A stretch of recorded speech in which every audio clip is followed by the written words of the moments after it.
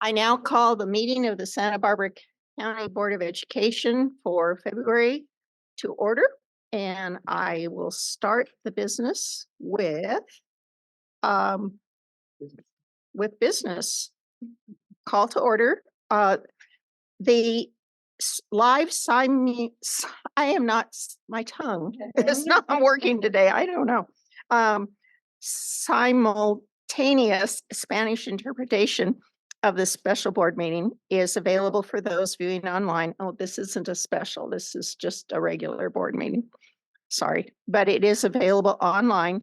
And I guess I'm supposed to say that in Spanish. I can't even say it in English. I think you get the idea.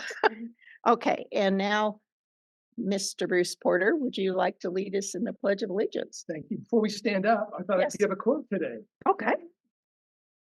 So in honor of President's Day, which all those kids are going to get off for 3 or 4 day weekends, or maybe a whole week coming up here, this is a quote from Abraham Lincoln. Upon the subject of education, not presuming to dictate any plan or system respecting it, I can only say that I view it as the most important subject which we as a people can be engaged in. So hallelujah. Hallelujah. Please rise. We all agree. And let us salute all of our presidents as well as our country. I pledge allegiance to the flag of the United States of America and to the republic for which it stands, one nation, under God, indivisible, with liberty and justice for all.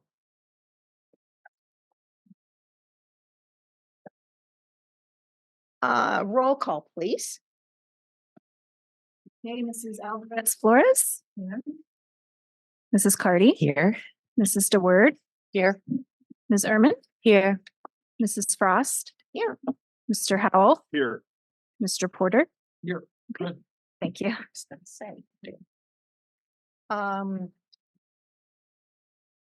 I don't have any changes to the agenda. We may make some modifications within an agenda item, but the order of the agenda is set. So I'll go right on to comments.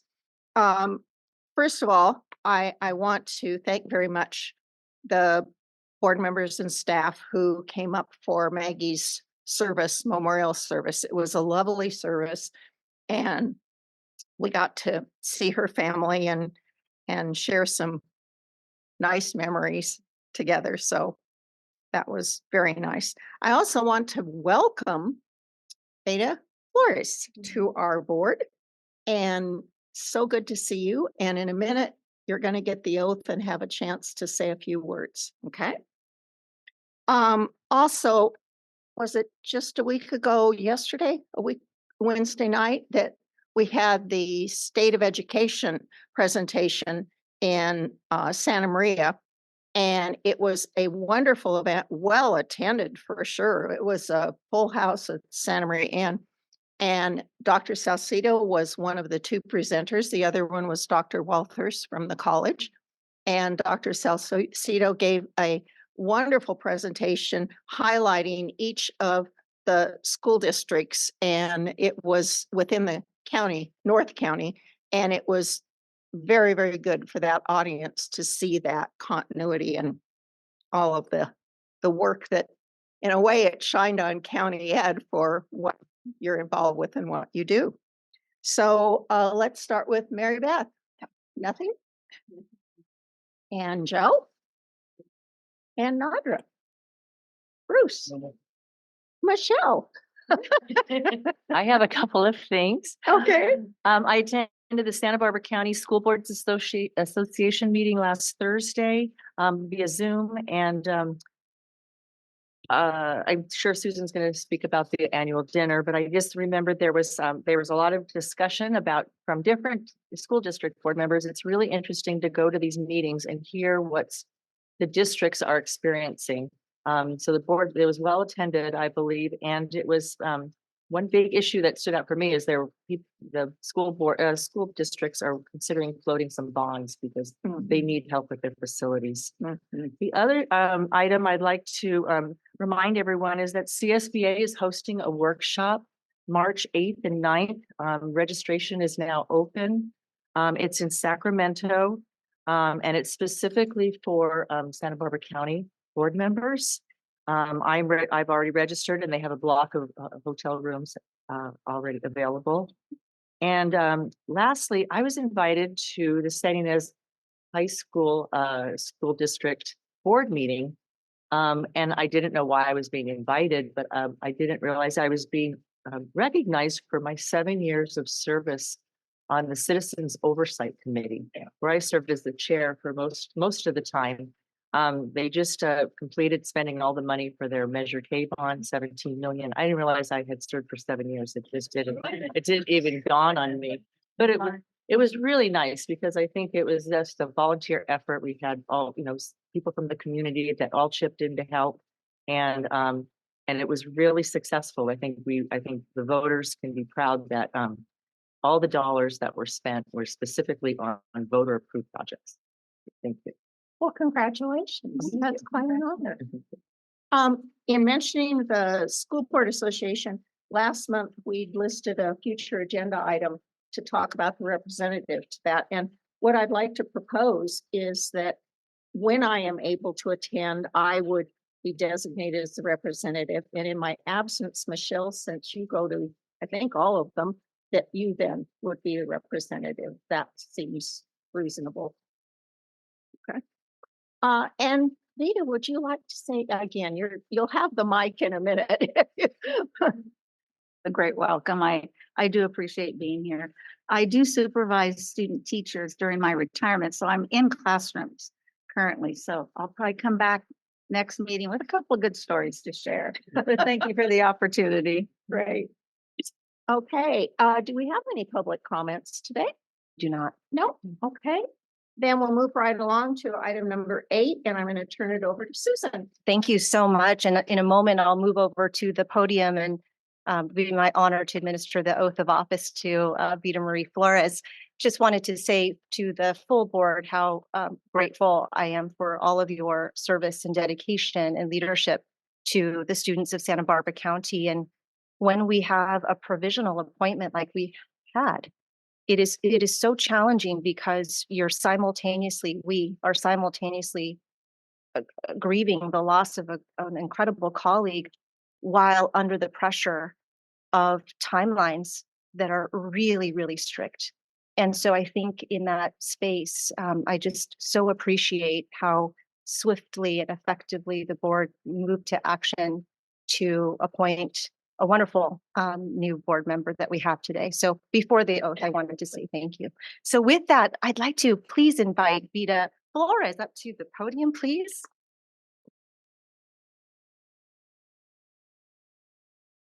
Thank you for joining me. Right here before your fan club. Okay. Yes, and the board. Honestly, I have daughters that go to everything and they say, we're teaching. How can we go there? It's gonna be recorded, don't worry. You'll be fine. Well, Vita, you bring with you such a breadth and depth of experience in education. 39 years as an elementary teacher before launching onto other chapters.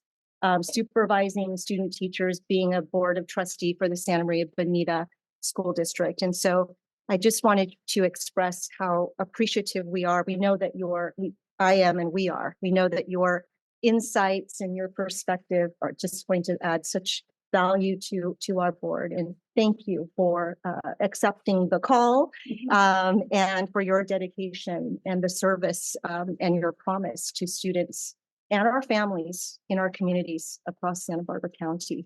So with that, I am very honored to administer today your oath of office. Yes. Vita Marie, yes, you got it. Raise your right hand. I, Vita Marie Alvarez Flores. I, Vita Marie Alvarez Flores, Do solemnly swear do solemnly swear that I will support and defend that I will support and defend the Constitution of the United States of America the Constitution of the United States of America and the Constitution of the State of California and the Constitution of the State of California against all enemies, foreign and domestic, against all enemies, foreign and domestic, that I will bear true faith and allegiance I will bear true faith and allegiance to the Constitution of the United States to the Constitution of the United States and the Constitution of the State of California, and the Constitution of the State of California. Now it was a state, sorry. that I take this obligation freely That I take this obligation freely without any mental reservation or purpose of evasion, without any mental reservation or purpose of evasion. and that I will well and faithfully discharge And that I will well and faithfully discharge the duties upon which I'm about to enter. the duties upon which I am about to enter. Thank you. Congratulations. Amen.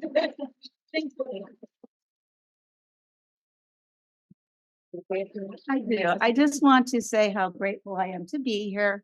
I've been in education for quite a few years, but I did start in classified. One of my first jobs was park and recreation.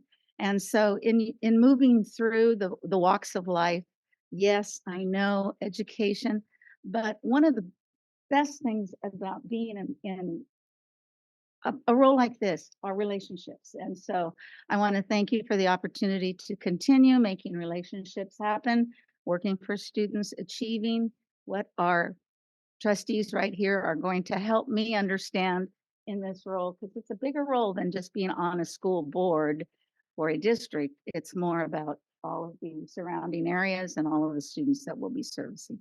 So thank you very, very much. Thank you, Megan. I'll have you sign your. Okay.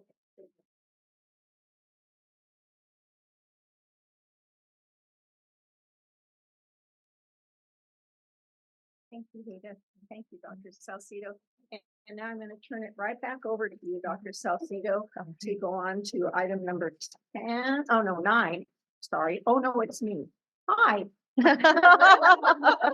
I would very much like to ask Mari Gonzalez and Amy Ramos to come forward. They are going to provide us with an update on the state of the education workforce in Santa Barbara County. Green, it's green. We are fully equipped with cough drops, Kleenex, and water because we're both getting over some things. So I just want to say, we're going to attempt to schedule the coughing in between slides.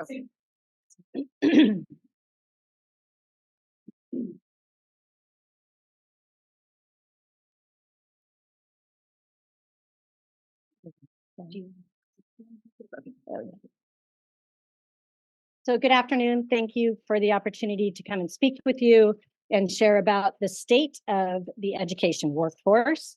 Thank you. As you're all aware, we are faced with an ongoing staffing shortage. This is something very clear to us. It's through our entire workforce across California and the nation. Today, what we want to show you is primarily information or data regarding our SBCEO workforce, but we also want to share a little bit of data that we were able to gather from some of our local school districts, so you can hear about that, what we know so far countywide, and then we'll just touch a tiny bit on the statewide as well. For anyone who may be viewing this presentation today, we want to clarify that unlike a school district, where the board is the employer, in the case of a county office of education, the superintendent is the employer. And for us, that is Dr. Susan Salcido. Each school district operates their own human resources functions, and our office provides professional networking and development for all of the human resources representatives countywide and sometimes statewide as well. Our goal for the presentation today is to provide you with insight on our role in our department at SBCEO and the experience that most school districts are faced with during these unprecedented times. I'm going to use that famous word we've heard so many times before. So please feel free to interrupt, ask questions, and we'll also provide an opportunity at the end for that. I do have a clicker.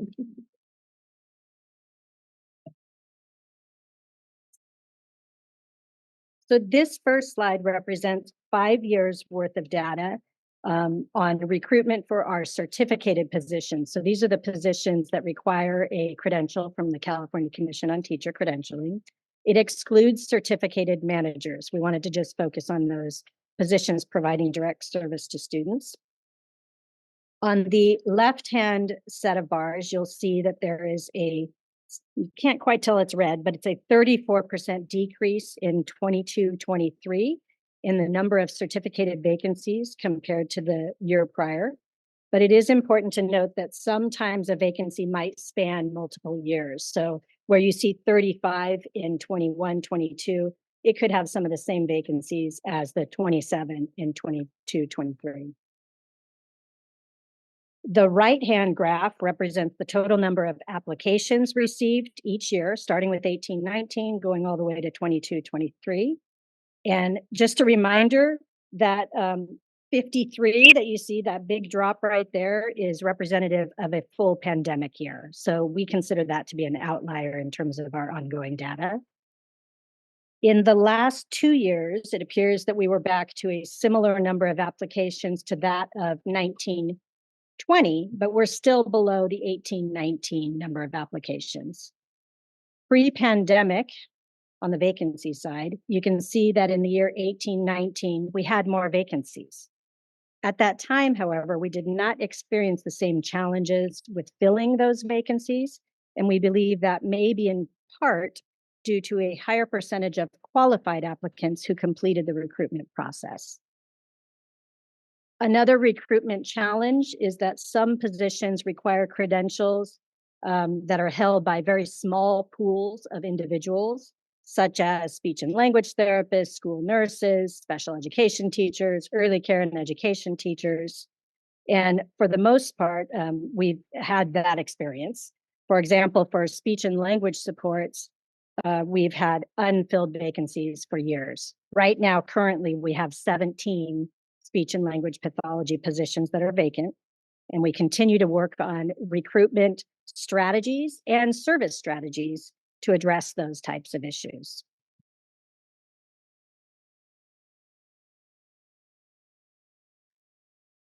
To further illustrate, yes, That's just SBCEO. That's not. that is just SBCEO data that we're talking about, yes. And now I skipped a slide somehow, so just give me one moment. It's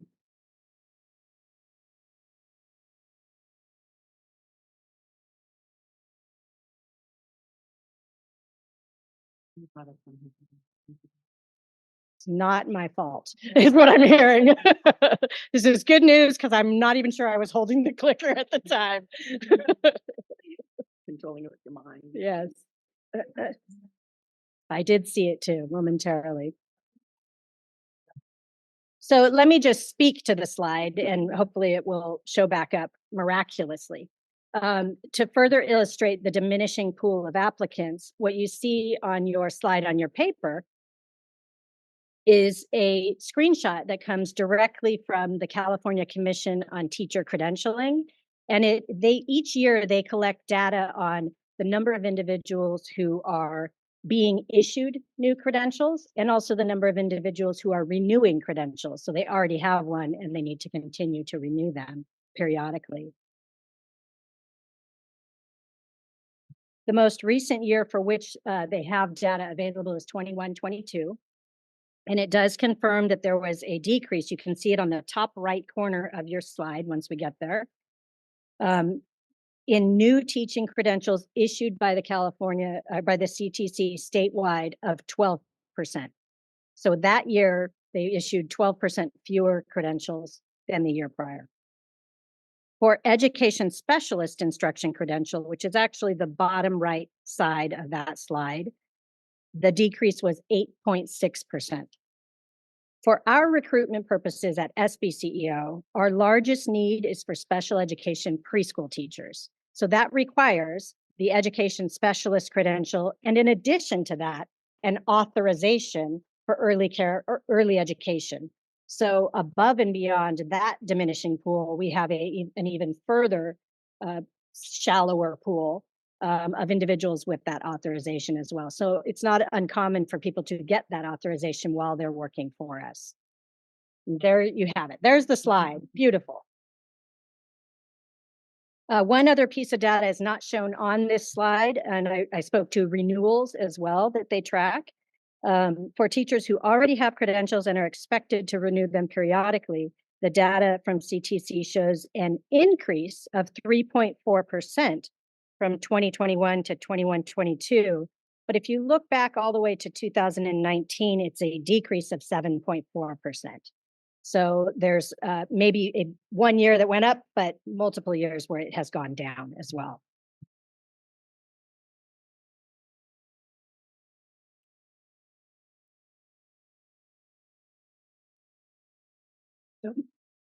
Excuse me. Excuse me.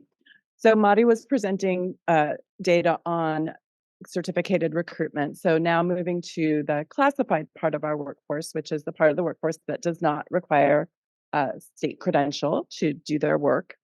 As you're likely aware, SBCEO operates a merit system for its classified workforce. And a merit system involves a very structured recruitment process, and recruiting typically involves a multiple step examination process. Our merit system is overseen by our Personnel Commission, made up of Commissioners Gary Picovet, Carmen Jaramillo, and Mike Ostini. Moving on to review the numbers, please keep in mind that a single recruitment, and you'll see the recruitments are captured in the set of bar graphs on the left. A single recruitment may be for a classification with multiple positions that we're trying to fill. So the actual number of vacancies throughout the year is higher than the number of classified recruitment figures shown here. Overall, the number of classified recruitments that we conduct has nearly tripled since the 18-19 fiscal year. You can just go see that arrow go straight up. Moving to the right-hand set of bar graphs, the circled number in the last column indicates that 234 of the 1,029 classified applications that we received in 22-23, or 23% of them, resulted in candidates who were eligible for hire. So that means they went all the way through the recruitment process, were successful in the exams, and were placed on an eligible list. That's a substantial increase over the prior year, which is a positive trend because the number of applications stayed fairly flat year over year. To further illustrate the point I was making about how a single recruitment may represent multiple vacancies, as of February 7th, we have 35 unfilled paraeducator positions, and paraeducators provide instructional support for children and students with special education needs in a variety of settings in SBCEO. Since July of this fiscal year, so July 1st of 2023, we've hired 17 paraeducators, and we've also had 13 paraeducators voluntarily separate. In addition, we continue to add paraeducator positions as demand for special education services has grown.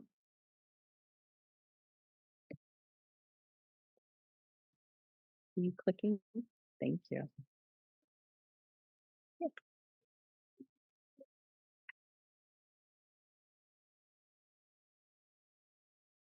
I just want to be sure you had the sign, so. I think it's like at the football stadium when they have a wave. Thank you. So for the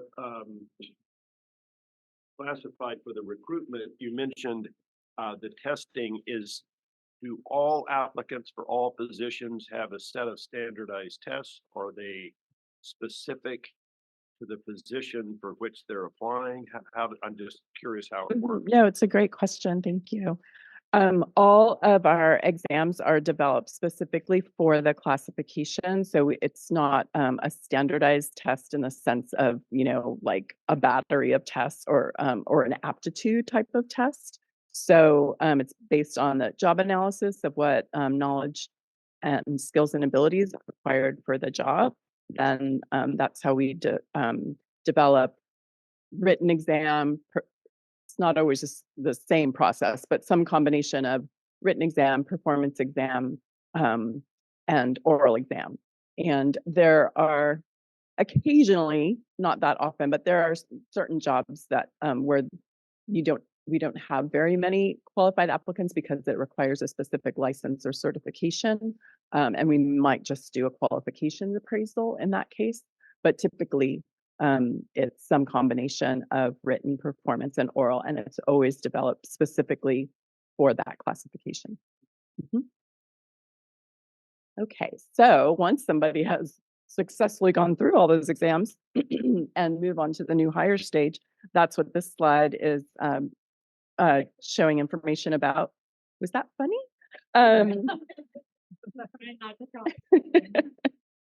So this chart represents the number of new hires and promotions into classified and certificated jobs. So we combine the data, including management positions over the past 5 years.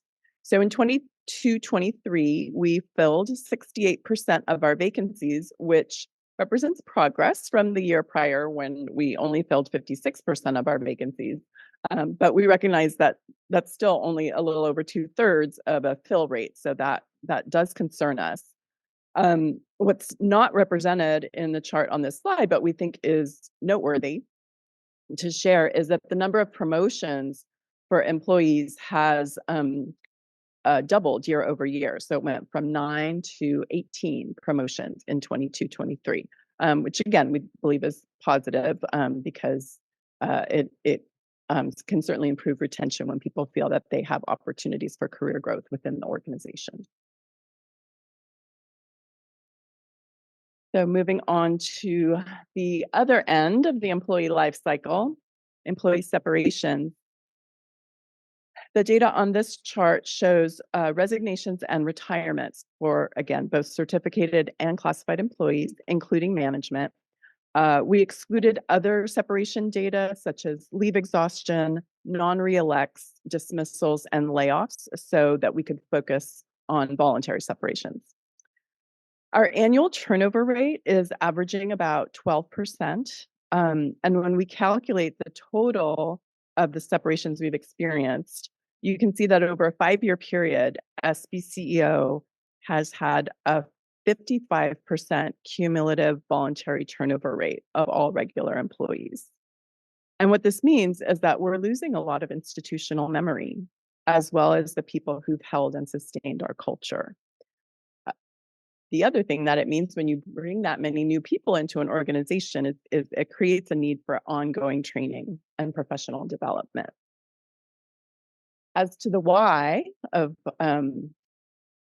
why people leave, some of the research that we've reviewed, as well as our own anecdotal data that we've collected, suggests that potential reasons for higher turnover rates in the workforce can be attributed to generational changes that are happening with the continuing retirement of the baby boom generation, and then the shift in to younger generations in the workforce and the expectations that they have about work and about their employers, including more flexible schedules, remote work options, and more incentives in the workplace. In addition, we think we may be experiencing more resignations as a result of burnout or mental health factors, which are concerns that have become more widely expressed.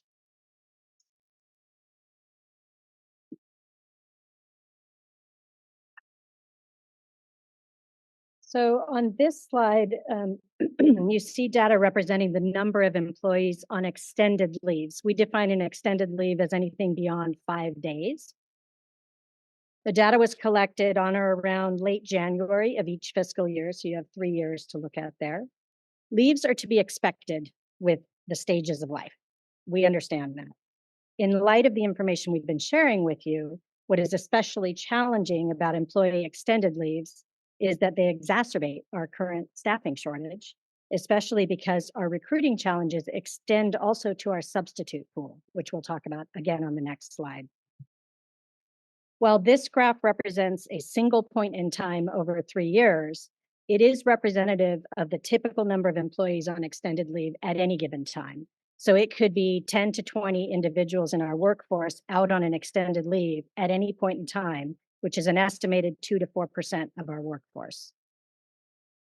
These absences have a significant impact, clearly, on consistency of services for students, service for students and the community. for support for the remaining staff in those programs and classrooms, and for administrative oversight as well. We can also expect leave rights to continue to increase with time, given recent legislative efforts. The ongoing enhancement of employee leave rights, again, which are important for a balanced life, result in additional absences that need to be covered. So we've seen over the last 3 to 5 years a number of new leave rights that have come up that we have then integrated into our systems.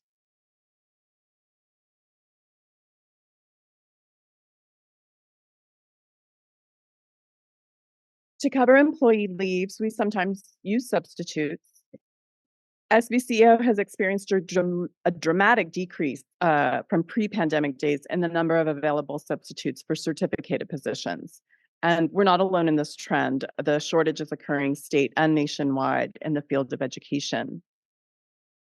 So that number is represented in the right-hand set of bar graphs. On the left-hand set of bar graphs, the classified side, you can see that the number of available subs has bounced back to pre-pandemic levels. However, because our vacancy rate is so high, particularly for paraeducators, this recovered number is still much lower than what's needed. So Amy was just speaking to SBCEO substitutes on this slide. Now we're going to talk a little bit about countywide, and this is specific to certificated substitutes. Each year in late May, we collect data from all of the local school districts in Santa Barbara County on certificated subs, including the number of subs they have, their pay rates, any special pay rates, that type of information. You can see in this graph, we've chosen to highlight data from 3 of our larger school districts that are in different regions of the county, so Lompoc, Santa Barbara, and Santa Maria Bonita. And overall, on the right-hand side of the graph, you can see that the trend in all school districts throughout the county for available subs since 2018 has gone substantially downward, even in spite of the small 24% increase that you see over the last 3 years. In response to the shortage, districts often raise their substitute pay rate.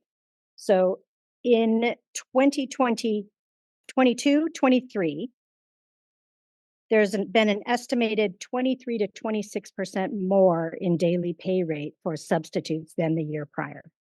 So it's a rather significant change, or the 2 years prior, excuse me. It goes without saying that while this data reflects certificated substitute and that shortage, districts countywide also experience the same phenomena with classified substitutes as well.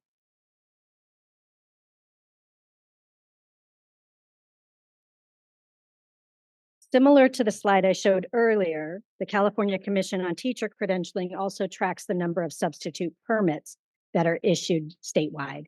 So this is the same type of graph from their data. And you can see from this information that there was a 63% decline from 2018, where the black box is on the left, all the way over to 2021 through those red boxes. And then suddenly in 21-22, a 194% increase in substitutes issued permits. And there are some reasons we believe that occurred, some flexibility and different things that were allowable that year by the state. In Santa Barbara County, however, the availability, as you saw in the last slide, of certificated substitutes does not reflect this 194% increase. So I think we'll just leave that one at that.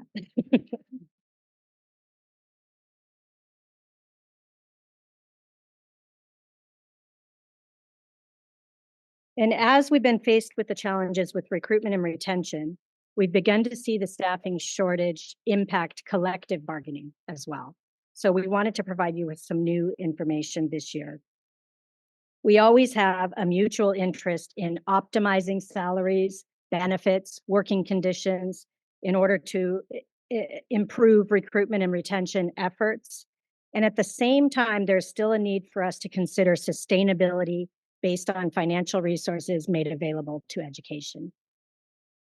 This slide and the next one that you will see represent the landscape of on-schedule salary increases for certificated this slide and classified on the next slide in Santa Barbara County, broken into 3 regions: North, Mid-Valley, and South. And you see this over 3 different fiscal years. The data includes the median of all salary increases that have been reported by school districts once they've settled with negotiations. So it's possible that a couple are not included in the 23-24 data for that very reason if they're still negotiating. For certificated, you can see there were fairly modest increases in all 3 regions in the 21-22 on the left-hand side. In 22-23, there was an increase in all 3 regions, with the North almost doubling its median. And then by 23-24, those increases were lower again.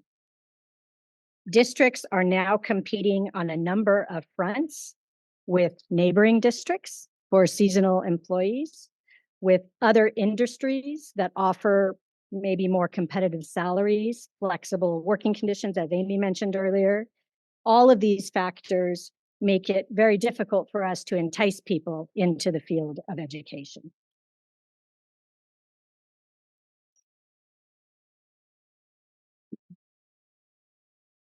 This slide shows that same landscape, but for the classified workforce.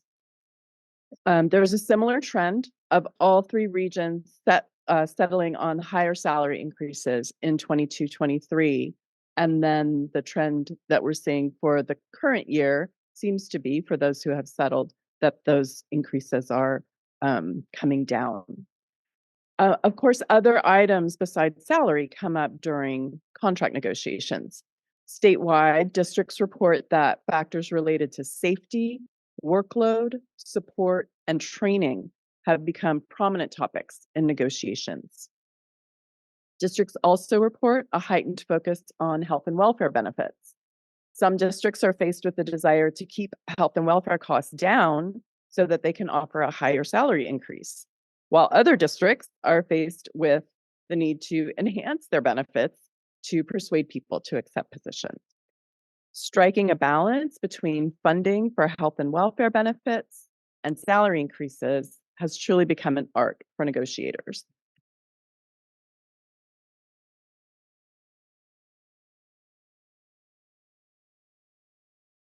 So we want to leave you with some closing thoughts. We believe the staffing shortages that we're facing are part of a larger trend and not simply a temporary situation. The impact that demographers have been warning us about for years of the retirement of the baby boom generation on the workforce are coming to pass. And to address such a substantial issue requires action on our part, as well as our partners at the state and national levels. This slide is a visual representation of strategies we're pursuing or considering at the local level, and some of the support we would like to see at the state and national levels. One thing not represented visually on this slide that we wanted to highlight is another local strategy, and it includes working with our incredible elusive communications department to elevate the field of education. And I think the tagline we're landing on is join the journey, right? It includes marketing and teaching people about the aspects of working in education and its many career pathways. We also, in addition to that, continue to seek out opportunities for apprenticeships and teacher residency programs, other state-driven initiatives as they arise. So ultimately, we look forward to continuing to work with all of our colleagues locally, statewide, and nationwide to promote systemic change. We're committed to supporting the staff that we have, attracting new staff, and encouraging people to go into the field of education, all with the goal of providing high quality services and programs for our youth and community. So this is the opportunity to ask questions, but I want to anticipate one question that I'm hopeful that you have, which is, what can I do to help? Because it is a collective thing that we have to face. And the answer to that is educate people, talk to people, elevate the field of education, talk to your children, grandchildren, nieces, nephews, family, friends. Let them know about the stability of our pension systems, the leave rights that extend to public employees that may not exist in other industries, the intrinsic reward of working with cute little and bigger children and youth, right? And just working with people in general. I think there's a lot of people who really have that drive naturally, and we can encourage that and encourage them into the field and elevate the field together. So that's my first question answered that you hopefully had. The percentages are great to look at for comparison purposes. I'm just curious if you have off the tip of your tongue, the number of, at any point in time recently, the number of certificated and the number of classified openings that the county now has at some point in. The county meaning SBCEO. We do. I think Amy mentioned the classified paras only today. Yeah. We'd be happy to provide that information. So recruiting people into the education field really needs to start in high school.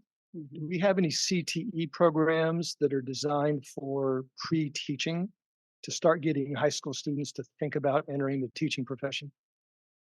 I'm going to defer maybe to some friends in the room. Call a friend.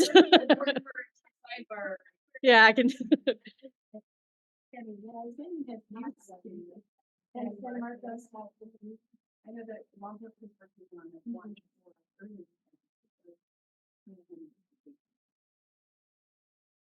I can speak statewide to what I have heard from other colleagues that there are efforts to start to try to appeal to high school level students and create programs that entice them into the field. I think there was also legislation that allowed a bachelor's degree, correct, that has like an educational component to it. I'm not sure it fully helped us in terms of getting them closer to having a credential sooner, but there's definitely discussion about how to appeal to other generations. That's a really good point. I remember when I was in high school, a senior, we were able to spend one period a day across the street at the elementary school in the classroom with the teachers, kind of definitely not as a teacher, but as just an assistant to them. And it definitely told me I was not going to be an elementary school teacher. It was a negative, but that's better than going to college for 5 years and then figuring it out that something else is my better talent. But I know there's legal implications now, and that messes everything up, but it was really a great program. I know a lot of my friends actually did end up going into elementary school education. So. It has changed, and I will just share my own personal experience in elementary school. I worked with students who had special needs. In junior high, I was in the PAL club with students with special needs, and I ended up as an instructional assistant when I was 16 years old in a special education classroom. And I think that for me just built my life with those opportunities. And the more that can be available to people, the more enticing it can become. I wanted to add that one of the members of this year's Student Advisory Council from the county attends San Marcos High School, and she's actually in the CTE program for educators. So that for sure is happening. But I do want to reconfirm on Santa Ynez, because Santa Ynez did have a track before, but I need to reconfirm that one. But the point that I think that you're bringing is, how widespread is the interest and courses and pathways in high school for education. And then secondly, I think a good data point that we don't have, but I know we have anecdotally because we have university individuals on our advisory councils for us that state that their teacher education students and candidates have decreased, the numbers have decreased over time. So that's another indicator as well. Just wanted to add. Yes, and there's another program, or it's called, I don't know if you're familiar with it, it's called Reach University, and it's a apprenticeship program where young people, when they're graduating from high school, they're facing whether they want to go to college, they want to further their education, but they can't afford it. So they go into the workforce and they never get back to education. This Reach University, I think they're partnering with a county education office up in the northern area, California, um, where you can go to work and you're getting your degree at night at the same time. And so I think that might help feed the, especially the educational field. If people wanted to go in there and then they could advance their degree or advance their careers because they have the education component to move ahead. Thank you. I'll get you that information, Susan. The lack of affordable housing is routinely cited as one of the problems. There's just a dearth of housing, and that's obviously going to detract from the number of qualified applicants. But I'm thinking with the recent Santa Barbara Foundation Housing Affordability Study, there is a little bit of light at the end of that tunnel if districts are able to use some of their privately owned land to build housing that would be relegated for staff. That's definitely looking into the future. But do you have any kind of? I will make a comment about housing on school district property actually at a recent Santa Barbara County School Boards Association. Wendy Sims Moten was in attendance from Santa Barbara Unified and shared with the group that they're really looking at Santa Barbara Unified owned property to build housing. And in saying that, there were a few other school districts who said, we're interested as well. We'd really like to learn from one another. And so it really depends because a lot of our districts do not have property, but a few have. So I don't want to misstate which districts said they were looking, but I think there were about 3 or 4. And a future item that I think others would be invited to, more than the school board members, would be to have a forum. So to have understanding of what does it mean to, what does it take to build on a property if you have any. So that is definitely a future, near future meeting that we'll have. Yeah, thank you. Oh, I just wanted to respond to Mrs. Steward's comment. Thank you for mentioning that program. I believe I did hear something about that. We do have a grant program. Is that still in effect, the classified credentialing program? So there's currently a grant program that is available to classified employees in our county who want to pursue a credential. So it provides them with financial support while they're working as a classified employee, but pursuing their credential. And an initiative that we're going to be starting soon is to, as we get applications from people for paraeducator jobs who have bachelor's degrees, is to, sort of help them be aware of the possible, if they want to make a career as a paraeducator, that is absolutely A-okay. But also letting them know that there are other opportunities and what the various supports are for that. So it could be the classified credentialing grant, also making sure that people understand that working here qualifies for public service loan forgiveness, all these different elements that can make pursuing their credential and branching into a different part of an education career appealing to them. So thank you. I just wanted to tell him that and just say thank you for the presentation. It was very helpful to understand the different components of the workforce. And to the last point that you were speaking to, I just thought anecdotally about my aunt was a paraeducator. She was a teacher's aide for about 20 years. And she actually went to school after work for years, and she didn't have that extra support. She just did it on her own until she was able to get her degree and her teaching certification in order to teach. So I say all of that to say programs like that, if she would have had that support, like how much her experience would have been fast tracked. And so those type of programs would, I think, do work and do have value for paraeducators. And there's a lot of, housing is definitely, to Mary Beth's point, important, and also that pathway from high school.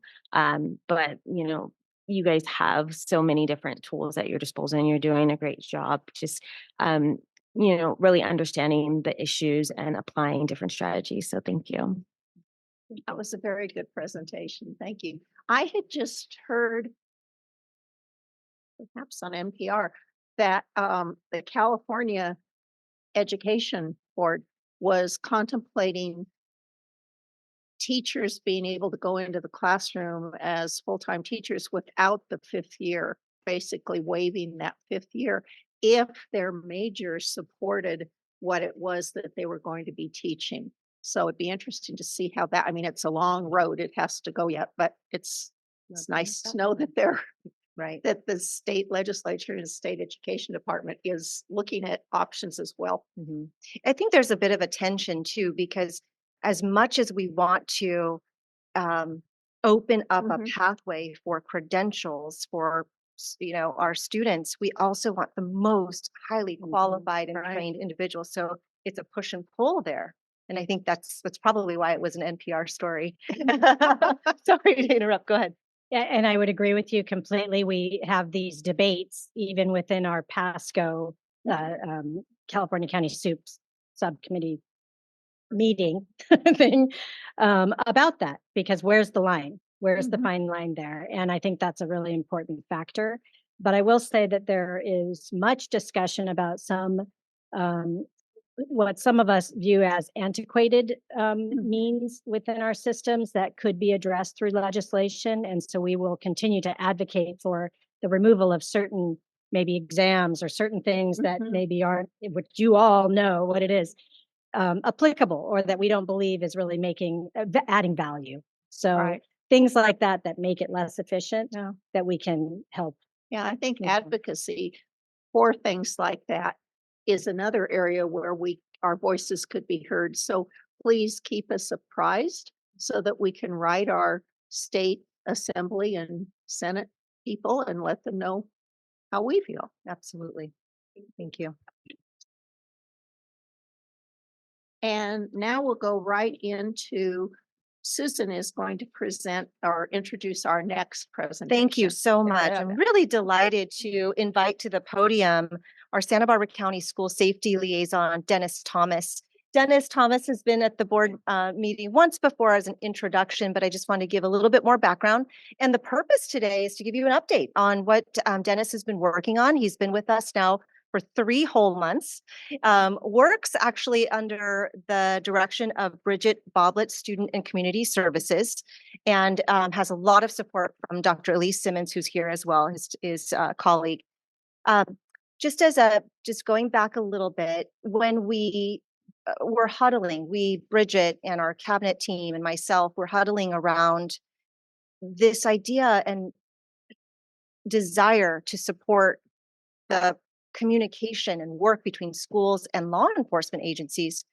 We really invited Sheriff Brown and Under Sheriff Craig Bonner to the table and said, help us construct what would be helpful for you and what would be helpful for us. Let's do it together. So we actually really collaborated on a job description for a brand new position that we were creating here. And so I really give a lot of thanks to the Sheriff's Department for their support. And then one of their own applied, fortunately for us, for this position, 23 years with the Sheriff's Department here in Santa Barbara County, several of the years in the Narcotics Department as a detective, and most recently 5 years in Lompoc as a school resource deputy, which gives him really great firsthand perspective around working with school and children. So again, didn't want more time to pass before Dennis came and gave you an update on here are some of the projects I've been working on. So with that, Dennis, we're so glad you're with us and thank you at the organization and here today. So thank you, Dennis. Thank you. Thank you, Susan. And thank you to the board for allowing me to be on the agenda to speak and welcome the new member of the board. And thank you all for being here as well. So over the past 3 months, we've kind of been working on establishing what the roles and responsibilities are of this new position. And we've kind of landed on some pretty solid foundation and I'm just going to touch on a few of those areas in my first slide, and then go on to a little bit more detail about how I'm implementing those roles into actions. So, as a countywide support, I think of the organization and communication. And so when I think of organization, I'm thinking like the SBCEO and the school districts and the schools, and how we communicate with them from the school side, and with my background in law enforcement, just how we bring those languages together and make it clear on and make it a little bit more fluid. So I do have a clicker. However, I'm working with my partner over here to open up things when I need to. So second, providing training. So I'm always looking for training that might help me in the area of school safety, and I'm also looking to provide training that will help in school safety and organizational safety. And then also looking outside of our organization to bring in trainers that can help our organization and the school district as a whole. And as a safety liaison, I obviously work with law enforcement, I work with the schools, and I also work with the Office of Emergency Management during disasters or emergency operations such as this last storm. So, and district and school support. So right now most of you probably know that right now there's a ton of new laws that have come out that schools are dealing with and trying to update their school safety plans. So here at SBCO, myself and a bunch of other very smart people have been helping me put together some documents and templates to help the schools through that process. And in a minute, I'll share some of those documents. We provide guides and templates, things of that sort, for them to essentially cut and paste or even just use as a model. And then I will also, for the schools and for the districts, can be a direct line of support during emergencies. Again, I'll refer back to the storm, where in this case, I was down at the Office of Emergency Management at the EOC, providing details to our PIO, who was then typing that message out to get out to the schools. And as you probably know, we were sharing information that provided information that led to the schools being closed for Monday, which was obviously a very hard decision for the schools. I'm attending superintendent meetings. I'm attending board meetings. I'm attending a lot of meetings. And for law enforcement direct support, I'm trying to reach out to my old colleagues as much as I can, and just continue to keep that bridge of communication going, and just so that I remember who everybody is and they know who I am, and they can rely on me as a support. And then taking my law enforcement experience and helping the schools kind of just so maybe a cop doesn't have to come out and explain things, so they can call me and just ask those questions like, what was that happened and why did they do that, and maybe I can give them an explanation as to why a cop is doing what he's doing, or what he or she may need to fulfill their duties as they come onto a campus. Next slide, please. Actually, I can do that. Oops, sorry. All right. So under the organization and communication, one area that when I came to SBCO, I thought was a huge opportunity to maybe bridge the gap for communication in a really wide area. And that was through a Google mapping project that shows all the schools, all the higher education, all the technical schools, and all of the childcare providers throughout the county. So Lisa's helping me out. This map is it's the whole county, but we're going to focus on an area in Buellton. These are all of the schools in Buellton. The schools are identified by the round circle with the, looks like a parent walking a child. And so when you click on one of the round circles, it pops up an area that provides you with information. So that information will give you the address of the school name, a contact number, a person to contact, and then as you scroll down, I've also added in the hours of operation. I'm also looking for any after hours things that are happening, like sports or anything like that. Just anytime that maybe children may be on campus.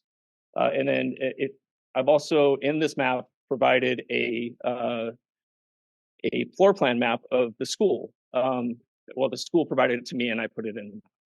And so this map shows kind of the things that law enforcement may need as they're coming onto a school campus, such as like, you know, where your emergency shutoff valves are, your AEDs, your just all of the important stuff, and then also your entrance and exit points, the streets leading into the school, and these maps will go to a cop's computer in their car when they're coming. So on the way there, they can start familiarizing themselves with the school, and it allows them to game plan before they go in case of an emergency. When seconds count, this is a huge opportunity for them to be prepared as they go in. So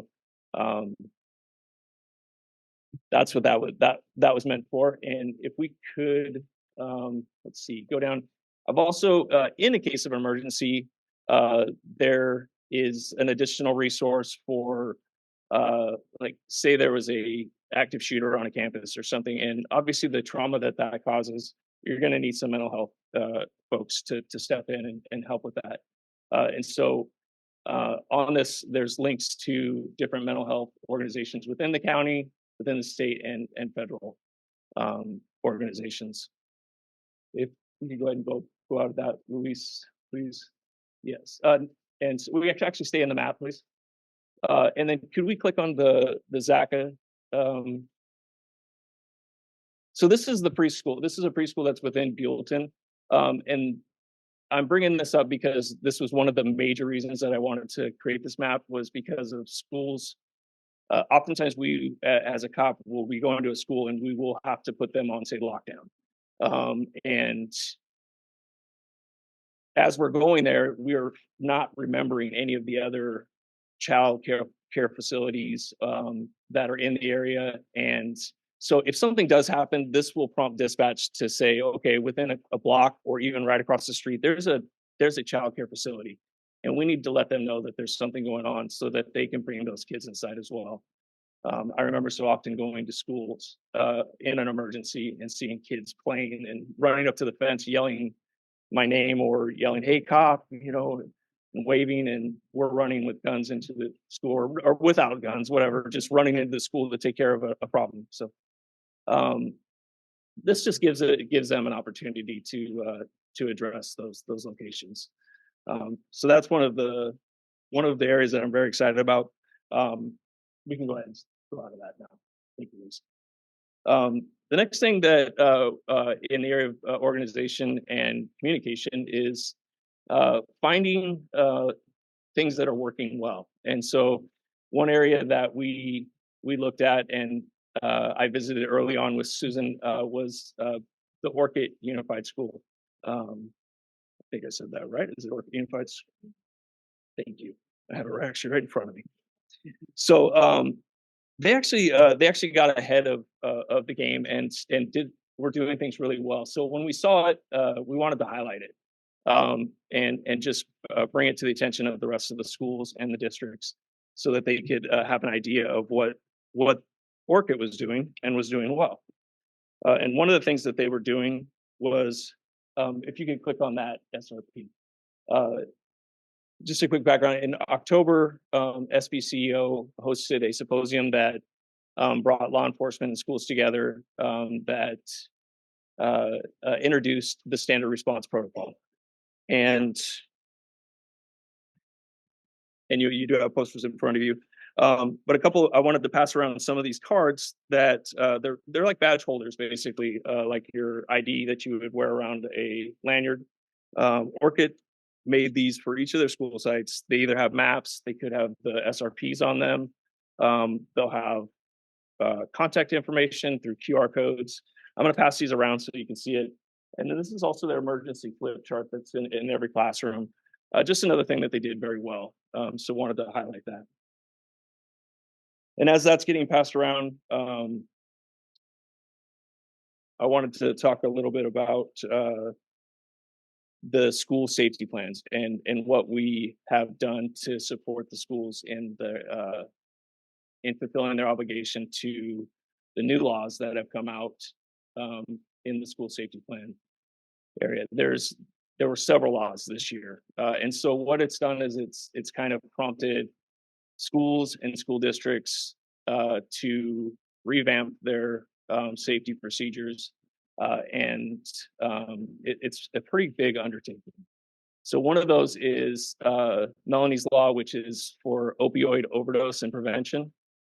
So each school had to come up with a plan to deal with an opioid overdose, and so we assisted them with a template, and we don't have to open the templates. We assisted them with a template and essentially a cut and paste way for them to use the guide that we gave as part of their plan. And then we also provided the resources for them to put in their plan as well. And we did that with all the new laws. And there were, I believe, 3 new laws that had to be addressed, along with a couple other ones that had to have some verbiage included in them associated with students with disabilities. So, and then I'm going to move on to training. In January, mid-January, we helped to facilitate a training for swatting and hoax call training. We had a member from the FBI put on a 1.5 hour, it was a Teams meeting with, I want to say each session could hold up to 1,000 people. There was roughly about 600 to 800 in each group, I believe. And there was 4 of them per day. And so they highlighted the areas that are really important when you're dealing with a hoax call and dealing with someone who's calling to disrupt and create a disruption in the school and in the law enforcement field. Basically, a hoax call, if you're not familiar with it, or swatting, it's a false call into a school or to dispatch or to an organization that essentially creates chaos, and the goal is to bring in a high level of law enforcement response. And when you do that, that obviously creates a huge safety concern for the public and for the first responders, and then for that school staff and students. So one thing they stress is just that these calls are generally very easy to pick out that they're hoaxes, and that's because generally it's one call, and it's a call where they use special language, which are consistent with like video game type play. And as we know, in a real situation, there would be multiple calls coming in if there was a school shooter or a something that was happening that was deadly on a campus. We would have hundreds of calls, and they highlighted the things that the call takers need to ask and obtain so that they can make a quick decision as to whether or not this call is a real call or a fake call. And that is in consulting with law enforcement, and law enforcement will help them make that decision. Also, some other trainings that we're looking at is the Stop the Bleed training. I recently have been approved as an instructor for Stop the Bleed. If you're not familiar with them, the organization is very well known, and their techniques are used in hemorrhaging, like high level bleeding that you'll bleed out pretty quick. So they provide very basic training to stop the bleed. It's very self-explanatory and very basic, but it saves a lot of lives, and their equipment and instruction is very good. It's top notch. So that's something that we're looking at in the future.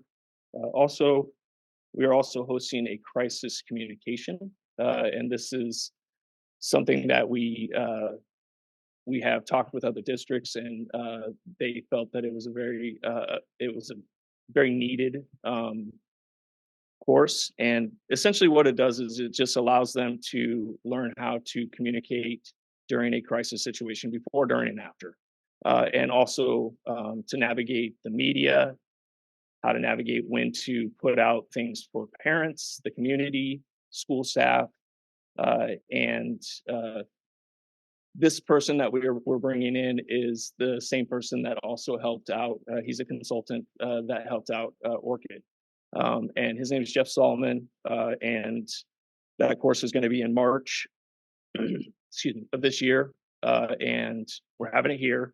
And each attendee will pay a fee to attend. Let's see. So communication and safety. So one area that we're working on is, again, just making it to where there's better communication between the schools and law enforcement, first responders.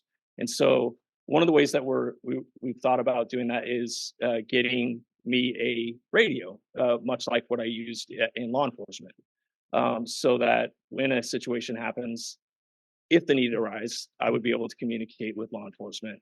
And that would be countywide, whether it be fire, EMS, or law enforcement. And that's something we're working on. We currently have a radio that I can use. However, we're working on getting something different. And then again, Office of Emergency Management, that communication. During this last storm, both Tammy Barnwell and I, the PIO, were at the EOC as it was activated to from OEM to the EOC, and we provided support for the schools during the rain and the flooding and the wind. So, and I think just having us there and providing that quick communication was very, very crucial in helping them make decisions on what to do. So I'm going to move to my next slide. Okay. So some of the planned actions. Am I doing okay on time? Okay. Some of the planned actions that and future endeavors are just for me to continue to attend training at different law enforcement facilities, especially in the areas where it pertains to school safety. I think, as we know, safety in organizations and safety in school is a very hot topic right now, and we want to get it right. I want to get it right, but that's a huge undertaking and a huge task. So, looking for trainings to help me with that. I'm visiting school sites. I'm visiting districts, working with them, getting to know them so that they know that they can rely on me accountable. Also, helping to or looking to help address the opioid and the fentanyl crisis. That's obviously a problem in our schools and in our community. And so I'm working with Project Opioids and just trying to gain a better understanding on how we can deal with prevention and education and awareness, and also assist with training on naloxone and Narcan. And I've already talked about the crisis communication. Sorry, it's on there so much. And let's see. Again, safety is at the forefront of my role. And so SBCO has also decided that it's a good time to look at our safety plans as well. And so we've formed a team. We've met one time already, and that's probably the first of many meetings that we'll have to just go through and revamp the safety and security and bring it up to the standards that of SBCEO, and so that we can also be a model for the other districts. Some future endeavors. So one of the things I've been working on as well is uh, a guide for schools that they can look at when a law enforcement officer comes to their campus for an investigation. So I took the most common crimes that happened that I saw in schools when I was there for the 5 years that I was at the two high schools, and then I put them into a guide and provided a list of things that they may ask for, things that they're going to want, and things that the school can do to just make their life easier and the life of the law enforcement officer easier and more efficient. So uh, that guide is in the works, and it hopefully will go out to the districts soon. And let's see. So also been thinking about, as you can see, most of my thoughts come from when I worked as a cop and how it relates to cops being on campuses and how they interact with school officials and students with the least intrusion as possible. So one thing that I thought that would be beneficial to first responders, including EMS and fire and law enforcement, would be a "You Are Here" map. So we've seen those at like every amusement park, every trailer park we go into, a lot of parks, malls. So if this map, we can actually pull up that map. Would you click the example? I used Cabrillo High School because that's where I was, and that was a map that I helped create. That's the entrance between where the star is. That's the entrance between the library and the main administration office. And so those would go pretty much on every fence surrounding the school. And again, just as they're game planning, as they're coming in, they will also get there to that map and be able to say, okay, I need to go to the science building, room number 7, and they can look at that and go right to the problem. It take a couple seconds to look at it, and that would speed up things tremendously. And again, when seconds count, it matters. So, and then lastly, well, not lastly, I got one more thing after that. I am also trying to work with schools who have cameras and then have remote access to those cameras. And in emergency situations like a school shooter or an intruder that's doing harm to students or staff, they can dispatch can access those cameras and remotely see where the problem is and help direct the law enforcement or EMS to that site. And so a lot of these schools, like Orchid, have interactive cameras that can be manipulated and moved.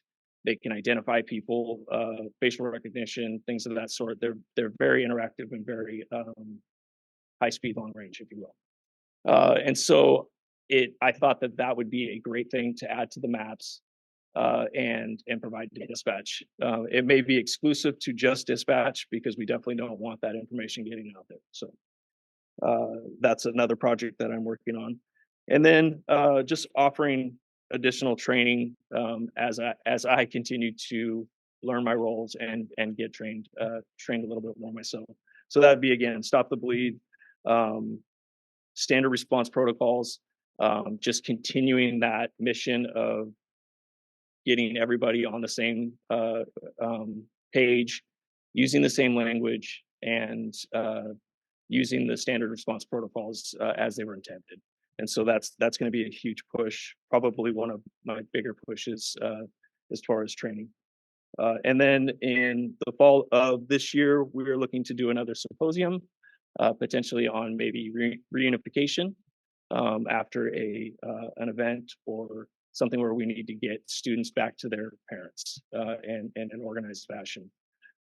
And then continuing to work on the Santa Barbara Safe School Coalition and getting that off the ground. So that concludes my presentation. I'm sorry that you don't have a very extensive job description. That's very impressive, Dennis. You've got a great map and of a plan, identification of areas for you to work in, and I certainly support the work that you're doing. It's crucial. It's crucial. And it's also crucial to the students and the parents to see law enforcement and to see their schools working together in dealing with issues, the drug issues, as well as shooters and everything else that's happening on school campuses this day. It's really a joint effort, and that's great. Joe?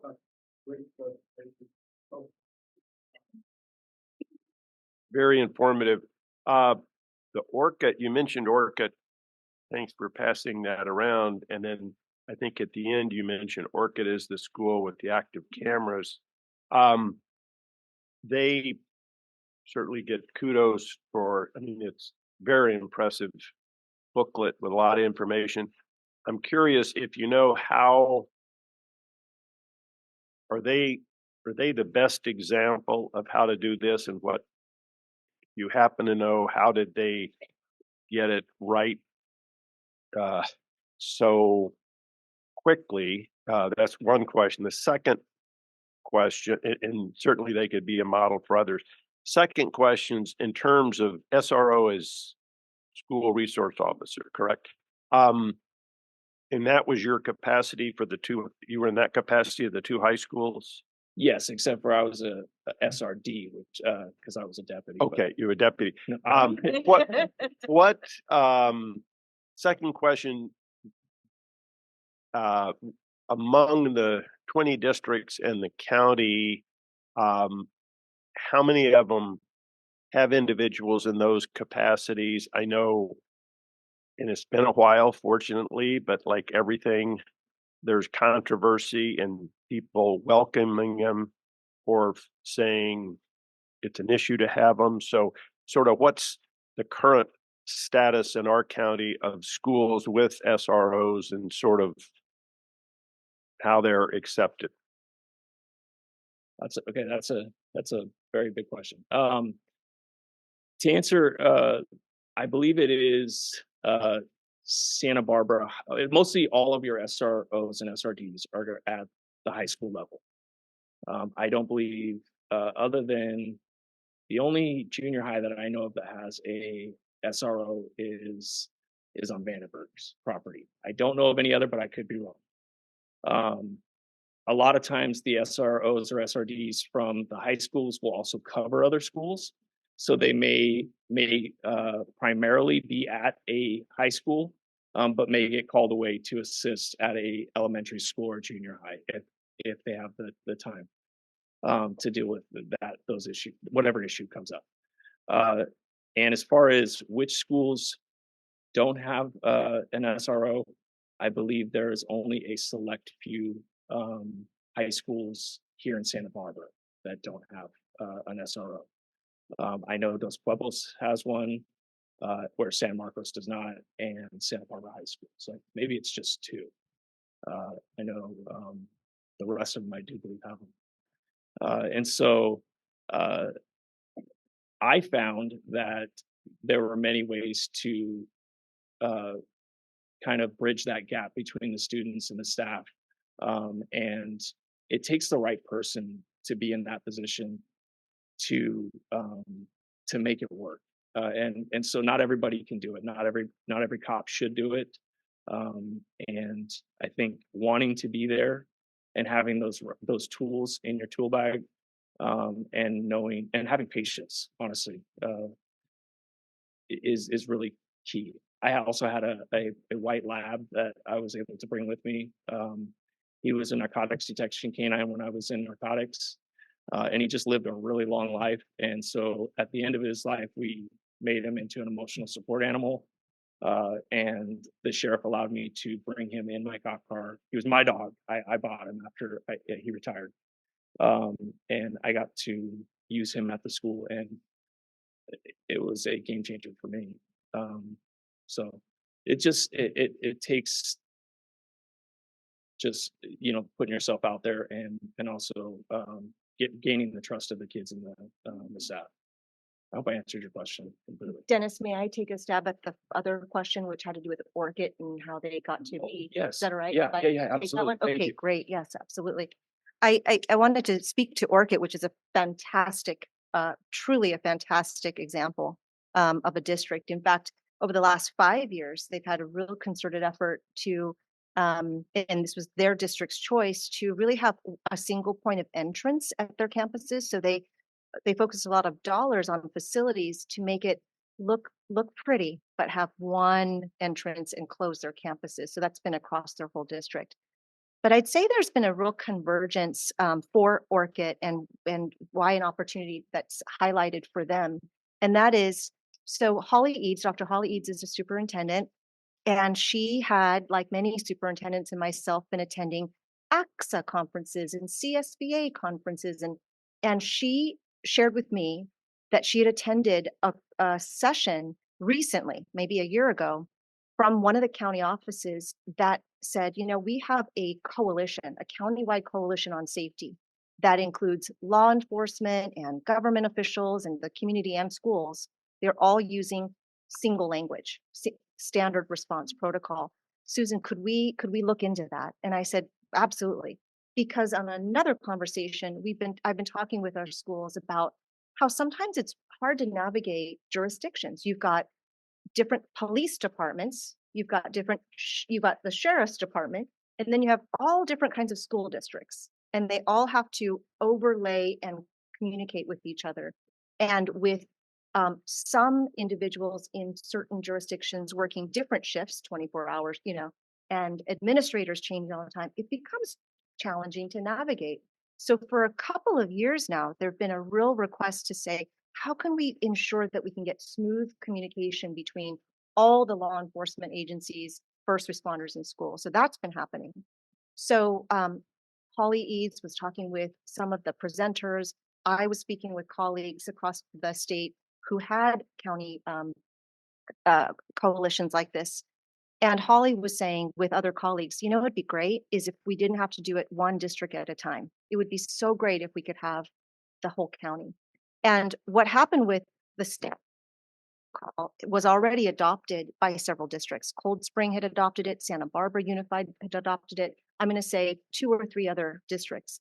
And Holly was looking to see which one she wanted to adopt too. And she said, you know what, Susan, let's work on this together. And so, so she, after we decided through working with the Bridget and Sheriff Bill Brown's office and our local police departments to say, and they're the ones who endorsed the standard response protocol. They said, you know what, it's nationally known. We would stand behind it. And they helped to get consensus with all the law enforcement agencies. We got consensus with all the schools, charter schools, private schools, SBCC, Allen Hancock College, and UCSB to say, we'll use this too. And once we got that consensus, Holly said, great, I'm in. And then she just started going and launched. And they have 3 staff professional development days before students arrive in the summer, you know, before school starts. And she took 2 of them and did full training on the communication, the response, the safety. And that's why she's, I think, really ramped up all of this in a very organized way. And many other districts who'd already adopted were doing a great job. It's just been a real opportunity to focus and spotlight and do that work. And so now our work is to have all of our districts and everybody come up to the same level. So it's been a really great, I think, layering. And that's a long answer to your question, Joe, but I wanted to give the long answer on this one. Yeah, to say it wasn't accidental. Yeah. Part of it too also began with Sandy Hook, the shooting there, because I know in our district, that's when we had to put up fencing. And from there began that journey of intensity because we needed something. And so each district, and I like that the whole county now will be focusing on those kinds of trends because I don't like those kinds of trends, but they are necessary. Thank you, Dennis, and congratulations on your new position and for all the work you've put into it in 3 short months. This was a really good overview. My question actually kind of builds on Vita's observation. At what point do parents as partners get engaged? Is this the work of the county in the school safety plans, or is that more relegated to different individual districts and site-based decisions So at schools? That's a great question. The law now requires that parents get involved, or at least the request for parents to get involved and to be part of that planning process. And so each school should be including members of the public, members of law enforcement, members of fire, basically any organization that's willing to come in and provide feedback. And to answer your question, right now is the time. We need it more than ever for everybody to get involved to make sure that our kids are safe. Because there's so many smart people out there with great ideas. Someone's going to have an answer that's going to help to curb this issue. So hopefully that answered your question. But the law now requires that the schools bring in parents on their safety plans. Thank you, Dennis. So you haven't been that busy in your last 3 months, right? That's a joke. No, it's impressive the amount of work that you've accomplished in that amount of time. And the map is amazing. I really appreciate how all of the tools and resources that you've provided really help streamline that communication, really make sure that everyone from the schools and the different districts and the police and law enforcement are all on the same page. So really, just kudos. I couldn't say that more. And what I wanted to ask specifically regarding some of like the map and a lot of the aspects of technology, how are you integrating cybersecurity into like with the remote cameras, with the maps for law enforcement? Can you speak a little bit to that aspect of it as well? Absolutely. And one of the reasons the map is not completely released yet is because of the stuff that we're still working on to make sure that we have all of those answers. Because the more personal information that we put in there, obviously the more we have to take a look at that stuff. And so that's all stuff that we are working on. We know that there are safeguards that protect the information, and we're going to be very careful on who we allow access to the information. And so those entities or agencies or people that are going to have access to it are already trusted. And then of course it is a little bit on them to not release that information and provide access to those that shouldn't have it. But these are things that all of these people do on a daily basis. So I think that's kind of where we're at. Thank you.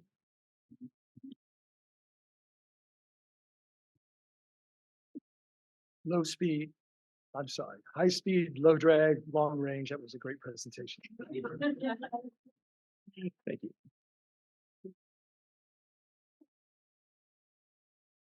If that's it, thank you very much, Dennis. Thank you. We'll look forward to further updates and love the progress. Appreciate it. Great. Thank you. And now I'm going to turn it over to Dr. Salcido Thank for you. our superintendent's report. Thank you. And Madam Chair, I want to say that this is unusually long for me, this next report. I have several, and I know the board's had 2 presentations. So should you want to take 2 minutes stretch, that's up to you. It's up to you, but okay. Go on. All right. I will do so. Okay. All right. So thank you so much for the opportunity to present the superintendent's report. And I'd like to add a few items before diving into some of the items as well. So first at your places, I placed some items that we distributed at the Santa Maria Valley Chamber State of Education event. Of course. Yes. So I wanted to share those with you and say why they're there. So we're really focused on college and career readiness, life readiness. And so we prepared this front and back 1-pager, and I hope you have them at your places with all of the different ways that SBCO contributes to career development. And so to have businesses be, as well as the job fair announcement, which was, the first one was on Saturday, so well attended. We had individuals from throughout the county at tables. And then we had individuals who were interested in all fields of education come by. And the feedback from those at the table said, wow, this is really great. We have far more individuals this year than last year, and we've gotten really high quality folks as well. So we've got one more left in North County to go. So I want to say thanks to the Human Resources Department on your teams for putting this together. Yes, Mari.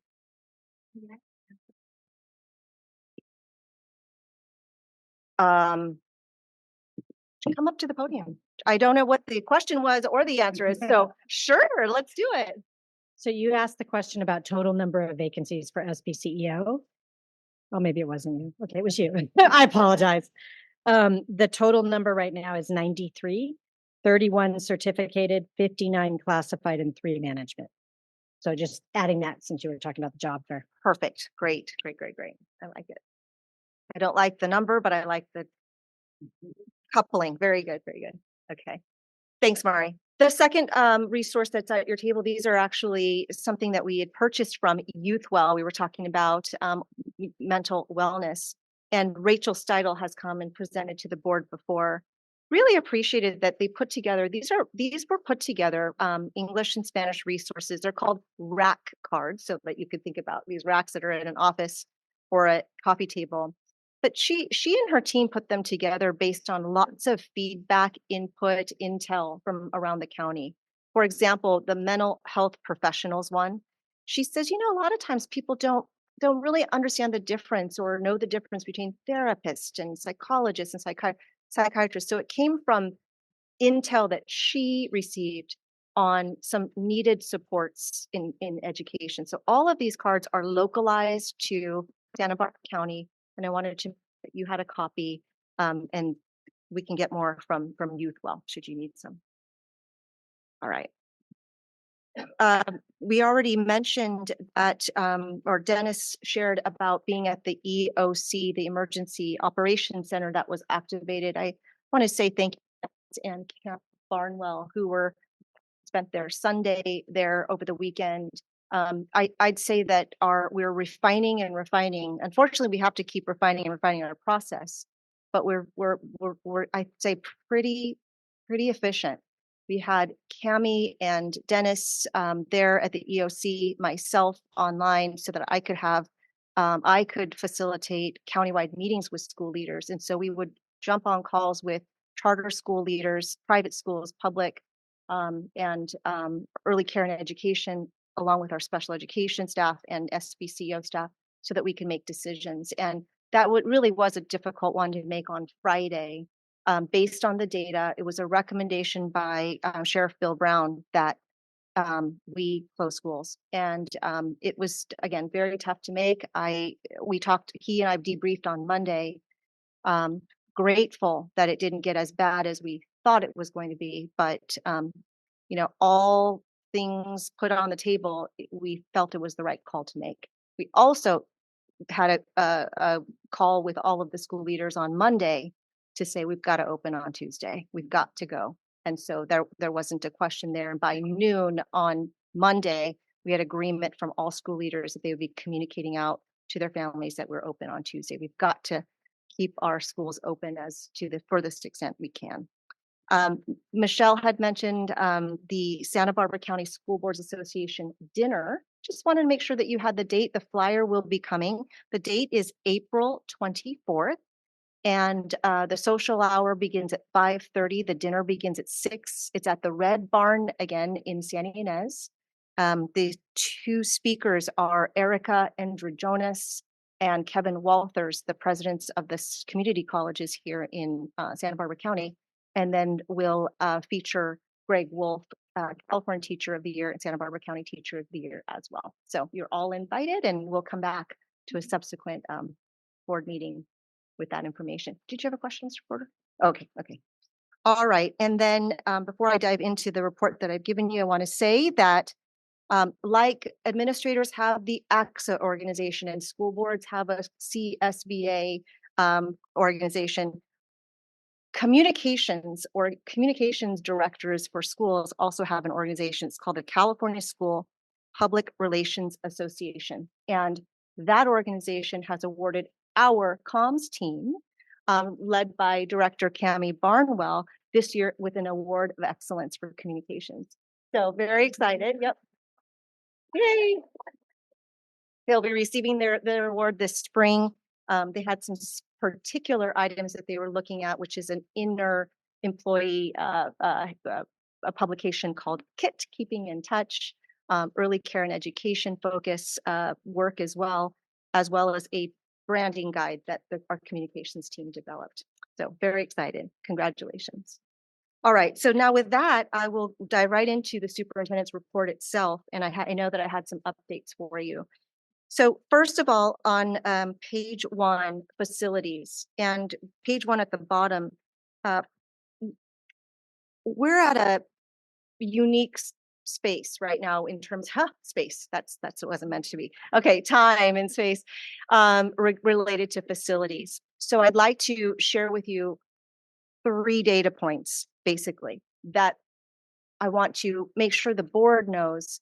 And then I'd like to ramp up and turn on the legal committee to convene at some point in the near future for us to talk more about the details. But what it is our early care and education department under Bridget Boblitz.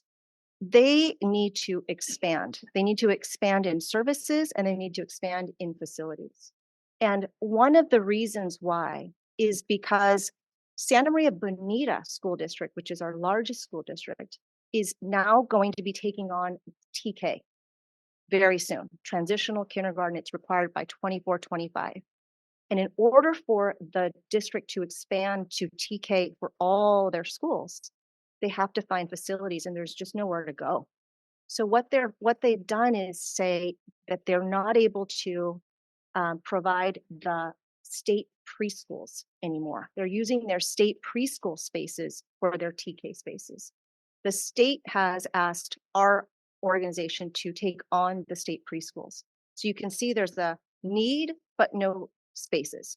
So we believe that there'll be a need for about 5 to 6 minimum preschool spaces that we have time to develop, but we need to find facilities for. So that's one need. The other need is special education. Our special education preschool program is in dire need of facilities. Many of you know that. We've reported that before. We have opened this year at in Casmalia, using Orchid's property over at Casmalia. And we've developed 3 beautiful classrooms. The issue with it is that you're transporting little ones very, very far away from their home to go to Casmalia. It's not ideal. Plus, we've already had approval for 4 more preschool spaces in special education, and we haven't found any facilities for those. So it's another compounding effect. The third area that is it's just something in the background here that's also involved is that our Farnell Road North County office space is leased. That's a leased building. The lease will be up in 2026. We continue to need space. You've already approved a new space on Main Road for our early care and education. So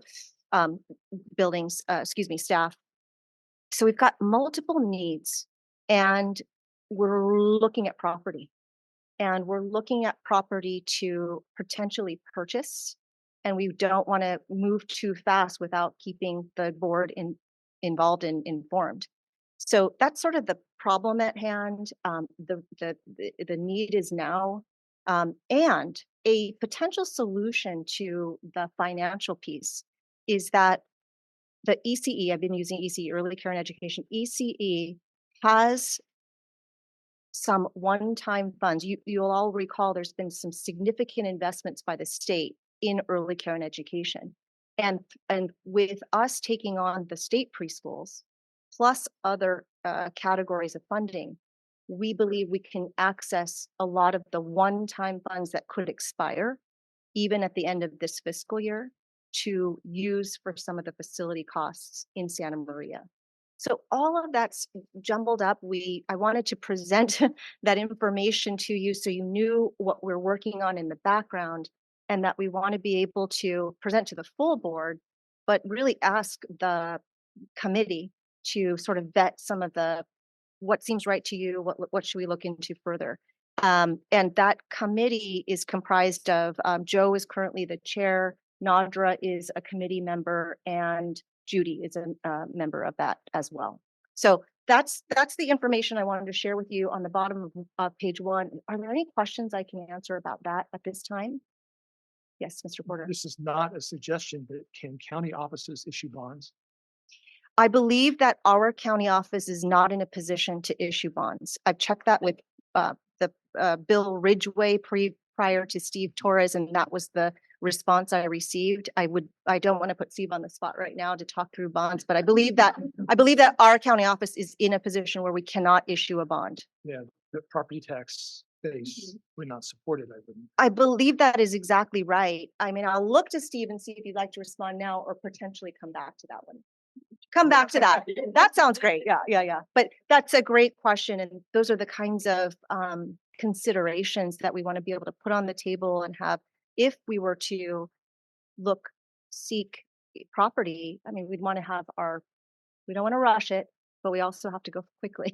So the good news is there is some property available right now. Our team's looking at that now, just to see what maybe we shouldn't look at, and then maybe what we should consider. Okay, thank you. All right. For the sake of time, I don't want to go too far deeply into the data that I've provided for you, but I did want to share with you, I provided slides from Project Opioid, as well as the slides from the Juvenile Justice Plan Realignment. I thought it was really, really helpful data, good information. If you have the information, I did want to just pause on a couple of pieces, but I won't display it. What it was for the Project Opioid, if you get there and when you get there, I thought it was interesting that Sheriff Brown, why I presented it to you was he was looking at last year, and comparing year over year. And the information he shared were deaths by overdose. And then he further split that into deaths by fentanyl. And when you go through the slides, you'll see how he'll toggle back and forth in that data. But what I thought was interesting was it was all interesting. And, we talk about bad news and good information. So I think that's where this lives. But the fentanyl overdose deaths by age range was one that I thought was worth pausing at, where it shows that in 2023, the good news is that under the age of 18, there was one total death by fentanyl. And so the data doesn't show everything. It doesn't talk about Narcan use, right? Or any reasons for stopping a death from happening, which is tough. And that was part of the Project Opioid conversation we had, is how do you unpack this data? But it was at least heartening that there weren't more, and that the number has not increased over time. So I want to just pause and make sure that you knew that in terms of review. So that was one area. Mr. Porter? No, okay. I keep thinking, yeah. In terms of the Juvenile Justice Plan data that was shared, again, it's data being shared so that the county probation department can begin to plan based on this data. And I thought that a lot of this was relevant to youth. One of the points that you'll see somewhere in your packet, you'll see where there's bars that go across in yellow and blue. And this is data based on youth that are in the Juvenile Justice Center that are under Renee's watch. And so this was a snapshot based in, I think, on October data. But what you'll find in these bar graphs with yellow, it'll show the age upon which the youth was, time of the offense occurred. but then you'll see over how long they're expected to remain within the JJC. And that's the shift that we've seen over the years, such that youth 4 here, his or her offense occurred at age 15 and isn't expected to be exiting the JJC until age 24, or the next youth, the age of 23. So what we're finding is that we are not only constructing and carefully thinking through plans for our youth to graduate high school. The next thing is, how do we plan for post high school, secondary opportunities, and talk about college and career readiness? So that just wanted to illustrate that piece of data as well. Yes. Okay, let me go back to the report.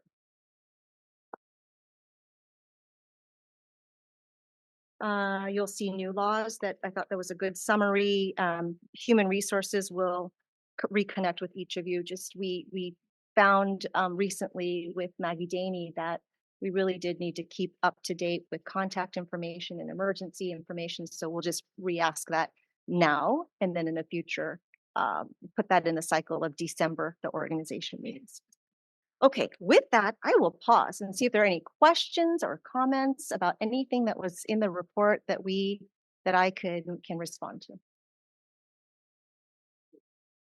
You're welcome. Thank you. All right. Oh, yes, Mrs. Jordan.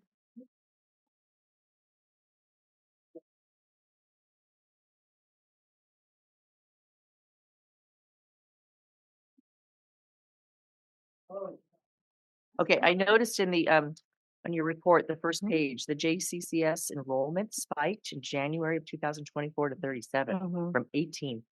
And I noticed we had a couple of hires. So are we covered with staffing with that? For Fitzgerald Community School, we are covered with staffing for the schools there, junior high and high school programs at Fitzgerald. Yes. Is there a particular reason? Is that typical, like after the holidays? That's a great question. I'm gonna conveniently, Renee Wheeler is here to respond, because we do have the 23 data and the 24 data side by side.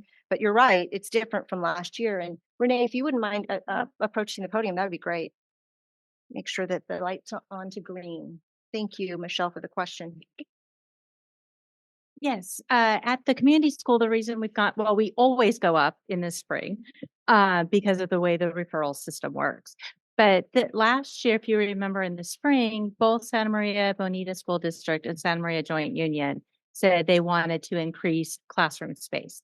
So we went from 1 to 2 for each of them. So we have 4 classrooms now instead of 2. So we have more capacity. Yes. Thank you. I'll pass it back to you, Madam Chair. Thank you. Great. All right, moving right along, we have the consent agenda, items 12 through 16. They're all pretty standard. Board meeting minutes, registration of credentials, acceptance of donations, and declaration of surplus. May I hear a motion? I'll make the motion. Thank you, Michelle. A second. I'll second. Naga, thank you. Any discussion? All those in favor, say aye. Aye. Aye. Opposed?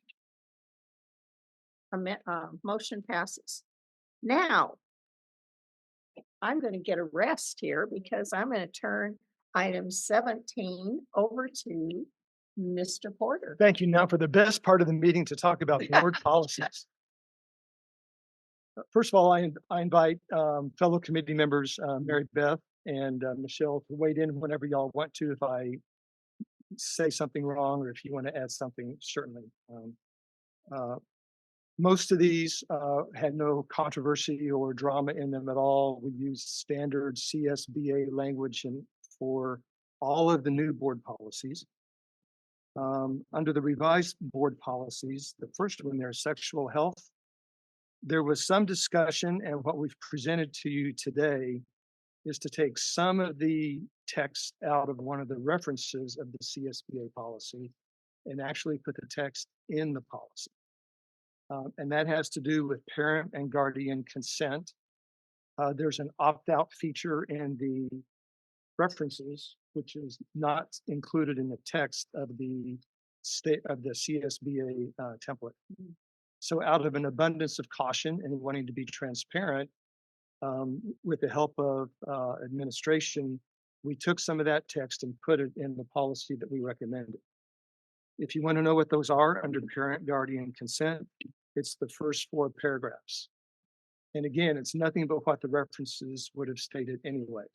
It makes the policy a little bit longer, but it does make it more transparent.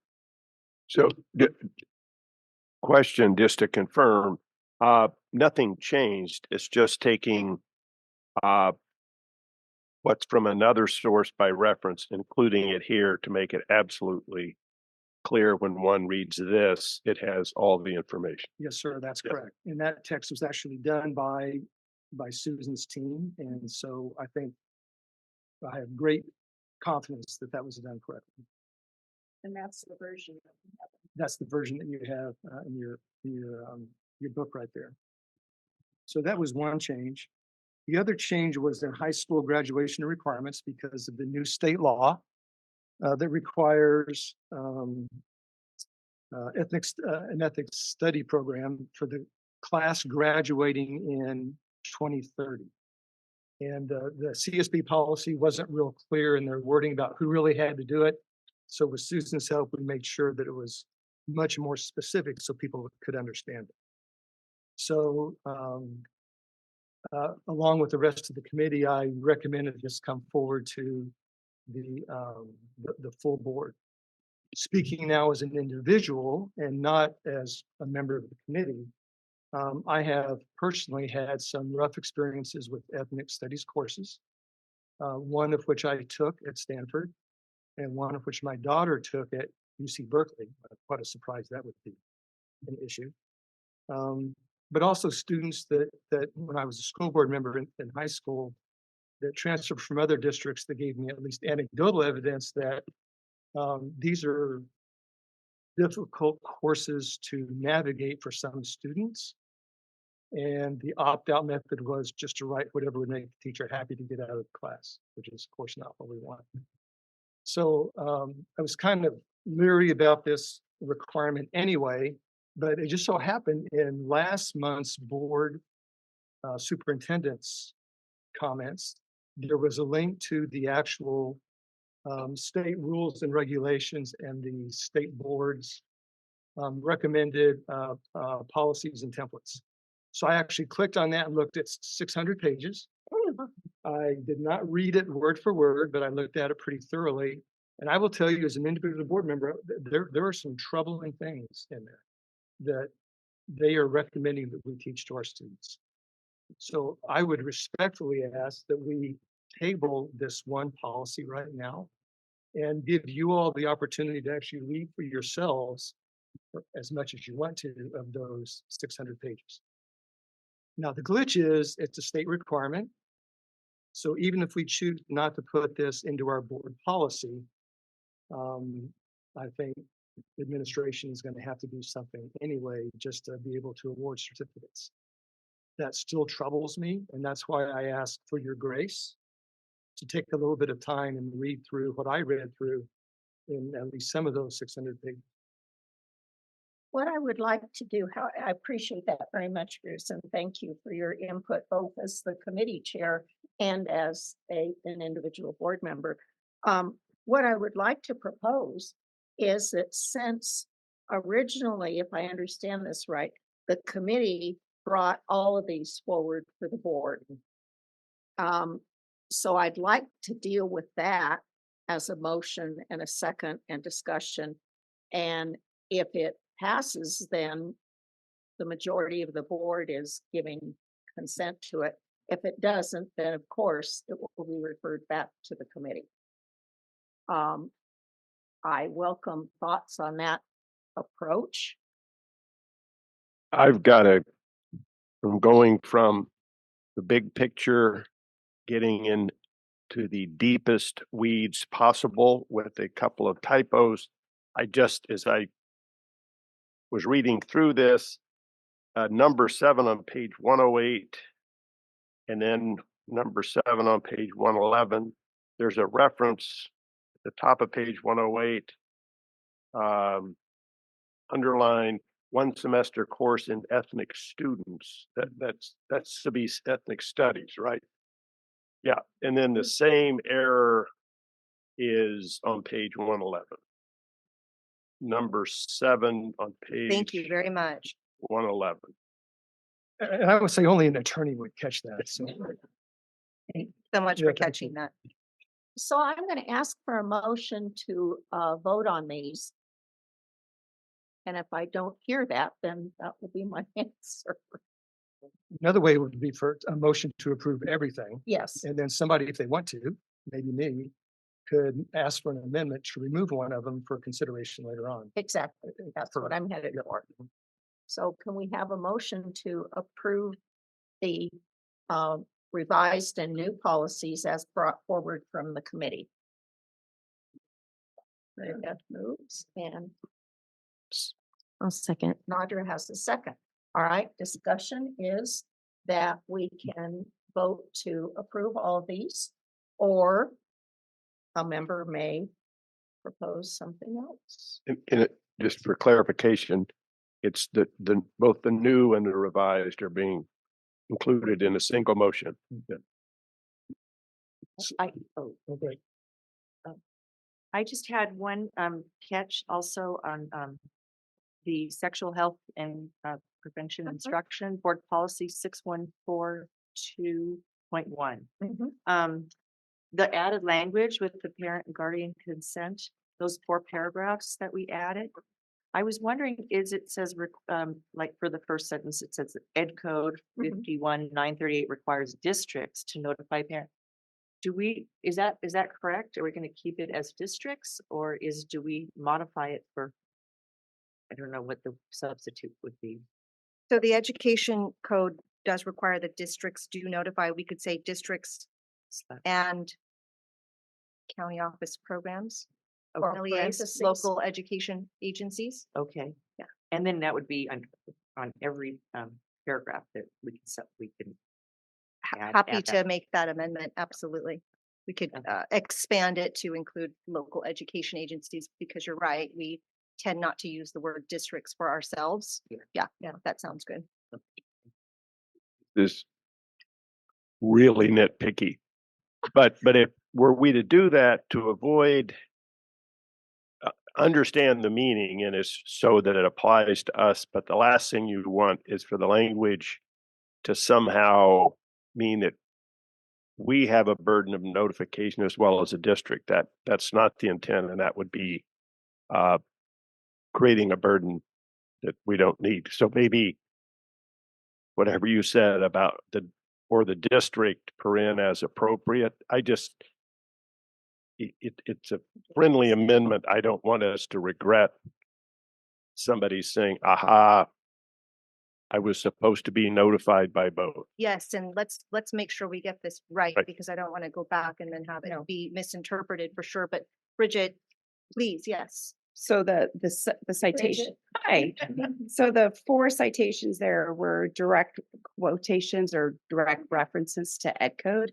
And that's why I kept it at districts. We are actually a district. I know that in other parts of the policy, we refer to ourselves as SBCO, county operated programs, to sort of distinguish that we're speaking about our own internal programs. This policy is in reference to our internal program operations, not to district programs. But because this little call out was direct reference to Ed Code, that's why I kept it with the language as district. So we could change that, but that is a direct reference to Ed Code, and that is why it's reflected in that way. But it's really current policy anyway. This is not a change to policy. It's just making it more clear in the. Yeah, it's referencing the Ed Code sections that are relevant to this particular language. So, Well, and actually, the marked up copy indicates that the opening line, the County Board of Education, County Board, and the County Superintendent of Schools, County Superintendent. So there is some clarification there that this is for the county school, quote, district, end of quote. correct, yes, and I believe, And that's an addition. Those are in red. That right. part is in And red. when we typically reference, I mean, I think we have changed that language to SBCO county operated later programs, on but it is. I just wanted to clarify why it said districts and not Right. SBCO county operated programs is because it was a reference to the education code, which won't call us out that way. So happy to change it how you would like, but that is a direct reference. I for all think that if four. you, that was intentional, that we are a district and we could just leave it as is. Yep. Thank you. If there's no further discussion, I Okay. will. Oh, I here he comes. would like to offer an amendment. Okay. And that is, I propose that we delete board policy 6146.1, high school graduation requirements from consideration today, to table it, send it back to the committee, and bring it back to the full board at a future date. I need a motion to move the amendment forward. Well, that's my motion, so I just need a second. Oh, we need a second then to Bruce's. I'll second. Okay, then we need any discussion on that. Otherwise, I'll take a vote on what we do in regards to the amendment that Bruce has proposed. So just thinking out loud, pulling that out for future action is there any time requirement or in terms of adopting it or compliance issue if we pull that out? There will be a timing issue if we push it out too far. The date, I need to look towards Ellen or Bridget on that in terms of how far we can push that conversation. And I'm not hearing that that's the will of the board, that you want to have table it for a long time further from now. But I know that there will be a timing consideration soon. Ellen, can I ask you to please remind us of that time frame, please? Thank you. As Mr. Porter said, it's the class of 2030 that has the graduation requirement. However, the courses by Ed Code have to be in place, not next school year, but the following. So those courses have to be operational, which means that in about 10 months' time from now, when course, what do you call them? The course offerings go out for the students, they would need to be done usually around December. So the courses need to be thought of, explained, clarified, how those 5 credits are going to be offered, generally between December and February next year. And so if also you're seeking other things related to A through G for our districts, that process takes a little bit as well. So I would say that it couldn't wait 6 or 7 months, but another month wouldn't be problematic. Thank you. Ellen. I have a question, if I may ask, Bruce. Would you mind discussing some of the aspects of the ethnic studies that were problematic to you and your daughter? Yeah, you bet. So when I took my course, it was taught by a professor who truly had an axe to grind. She started out by saying, "I'm so-and-so and I'm a Marxist. And I'm here to tell you how bad our country is." Those were literally her words. And her model country, so this is back in the 80s, I'm almost embarrassed to say. Her model country was Cuba, and how great it was and how great the communist government was. And then everything flowed from that. So that was part of it. How well women were treated in Cuba, on and on and on. And then in my daughter's class, she also said that the professor taught the class with an axe to grind. That and the state template as it's written has a lot of really great things like Socratic method and critical thinking and all that kind of stuff, which is super. But she said in her classes, although it was stated that's what they'd be doing, it was, you better write what the professor wants to hear, or you're going to get a bad grade or maybe fail. And she said that everybody, regardless of where they were from, got that right away. And they were just going to keep the professor happy and get out of the class as best they could. So she labeled it blatant propaganda that had nothing to do with education. Thank you for sharing that. And I guess my follow-up question I guess my first question I probably didn't ask as well as I should, because I did want to know about your particular experience, and that seems to relate specifically to, sounds like kind of rogue professors, and how they approach the topic. So going back to this requirement, and you said, 600 pages, it's a lot to dig into, and you would like us to have that time to really evaluate that. Can you, I don't want you to go into every single aspect because it's a lot, but what are the problematic aspects of what you've read for this requirement that it gives you pause to this? Yeah, so, and this is just a list. It's not prioritized. It's just Right. stuff I jotted down. I'm sure I missed, there's some of this may be, kind of minor, but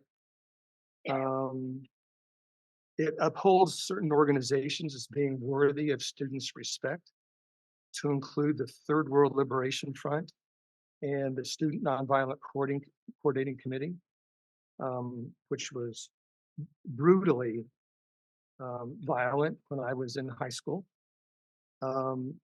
It treats Angela Davis like she was just the greatest person in the world, and brushed over a lot of the things that she did that were not good in terms of our country.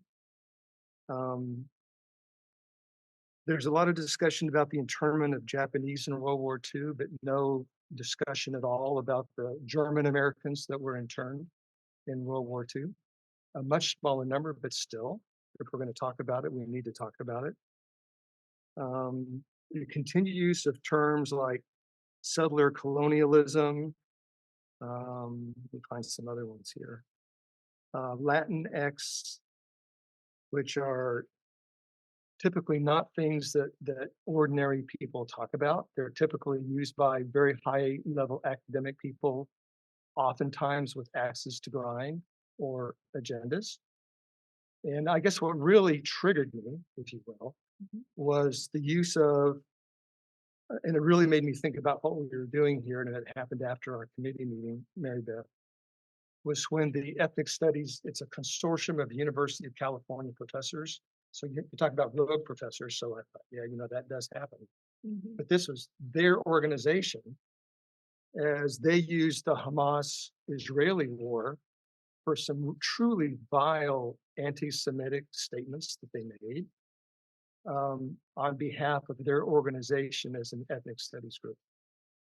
So that makes me worry about who's behind this curriculum, since they wrote a lot of it, and what's going on.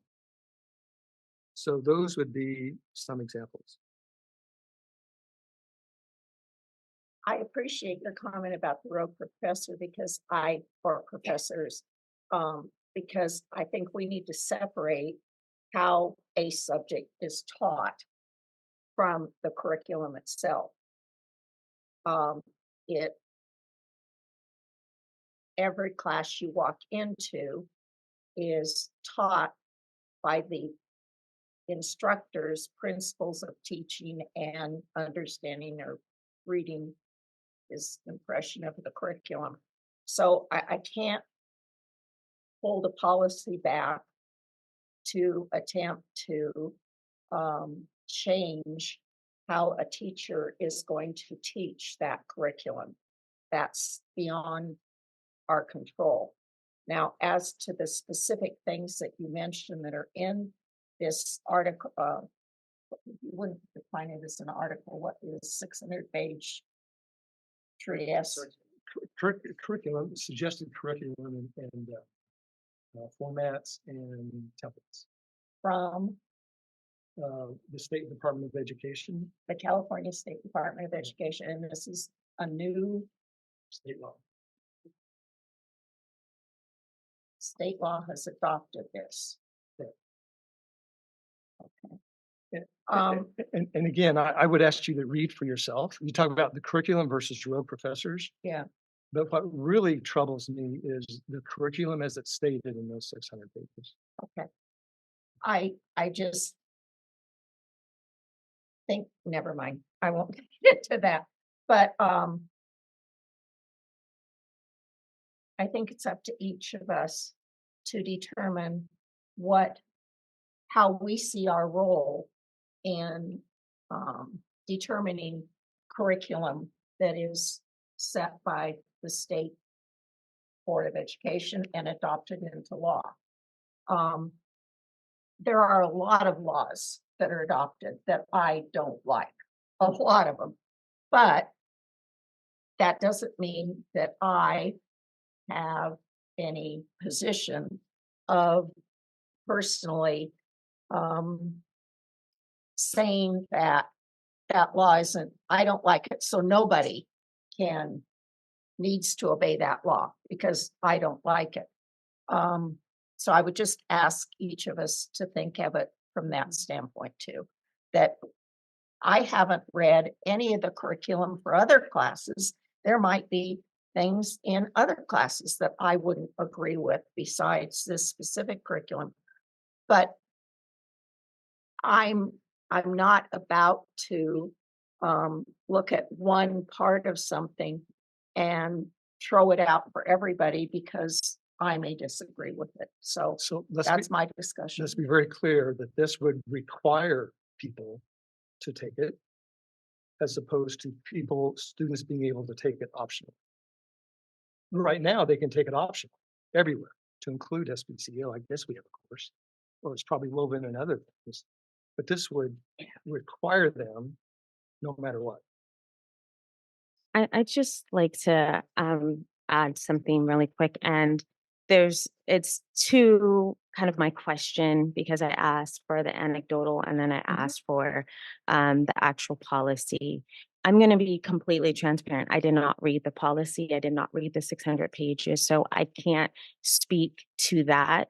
I can speak to my experience within the education system. And, to your point, in the 80s, and, I was in school in the 80s and the 90s and the thousands. And I remember what it feels like to not have any representation of my experience as an American other than my ancestors were slaves. And maybe, a tidbit thrown out during Black History Month. And it's great that I can go and get that education if I want to and opt into that. But my history and what constitutes my experience as an American should not just be something that is relegated to people who want to know about it. I don't have the option of knowing who George Washington is, and I don't have the option of knowing other, major figures in our American history. And I'm exaggerating in that case, but I'm just saying that the rogue professors, I get that, and I get that you have some pause to some of the curriculum, but and the whole how I see it is that it is giving a representation of an identity in this country that hasn't really hasn't gotten that representation, and representation does matter. And so I am willing to say, yeah, if you want to go ahead and read through that, I'm fine. I want to educate myself on that. I'm happy to read that, but the value that this has for our education system, it matters to me. And I don't, unless I see something hugely egregious, I don't see my stand on that changing. So I respect that your opinion, and I think that this type of discourse is very important, and I appreciate that.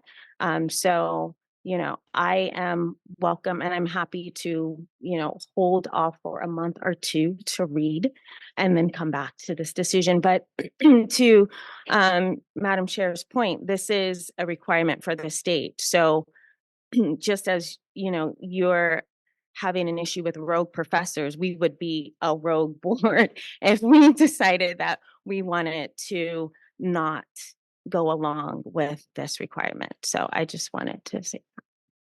I think the one thing, if we delay just, I'm only asking for a month or two, would be for maybe administration could go back and give us some certainty about mitigating any potential misuse of this course by future rogue professors. Not that we would ever have one in SBC, but how we would make sure that that did not happen. Because I totally agree with you, having lived through the same times as you, that these kinds of things are needed, but we can't just let them turn into propaganda exercise. Again, I don't see any way that our policy can protect our children against rogue professors.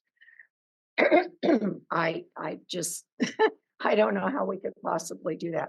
And when you think about it, every professor that walks into the room has their own perception, and probably it influences the way that they teach even literature.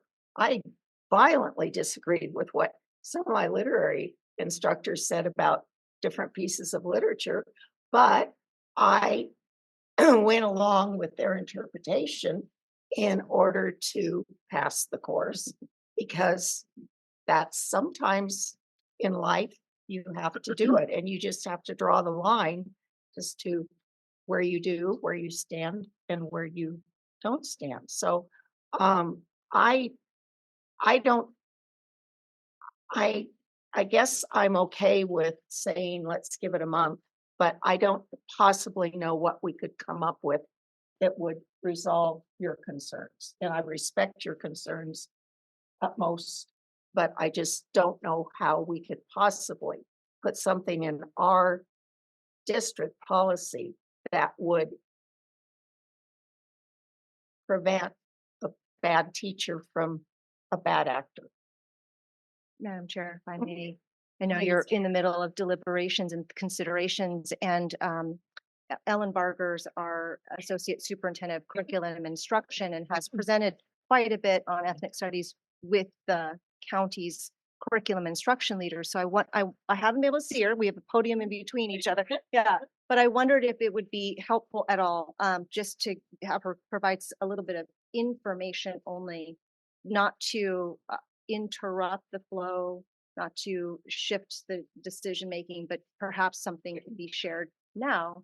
And if the board decides that sounds good, we could even come back later and share more. But if that's all right, if I could ask for that. Yeah. Very shy. Yes, we all know that. The document that Mr. Porter is referring to is called the Ethnic Studies Model Curriculum. And a model curriculum is not necessarily, it is not the curriculum or instructional materials that any district would necessarily adopt. It lays out some of the big ideas. So it begins with the 8 outcomes of any and the reasons why we would have ethnic studies. And then it talks into the 4 core areas: African American, Hispanic, Latino, the 4 Asian and indigenous populations. It creates the space for the local context, and making sure that all students have windows, mirrors, and sliding glass doors through history, as was talked about. There has been quite a bit of controversy in the development of it. That is not wrong. And there was a group pushing, and is a group pushing, the adoption of curriculum that is separate, that a district would adopt, that was quite anti-Semitic, and that was eliminated, and why the process took so long.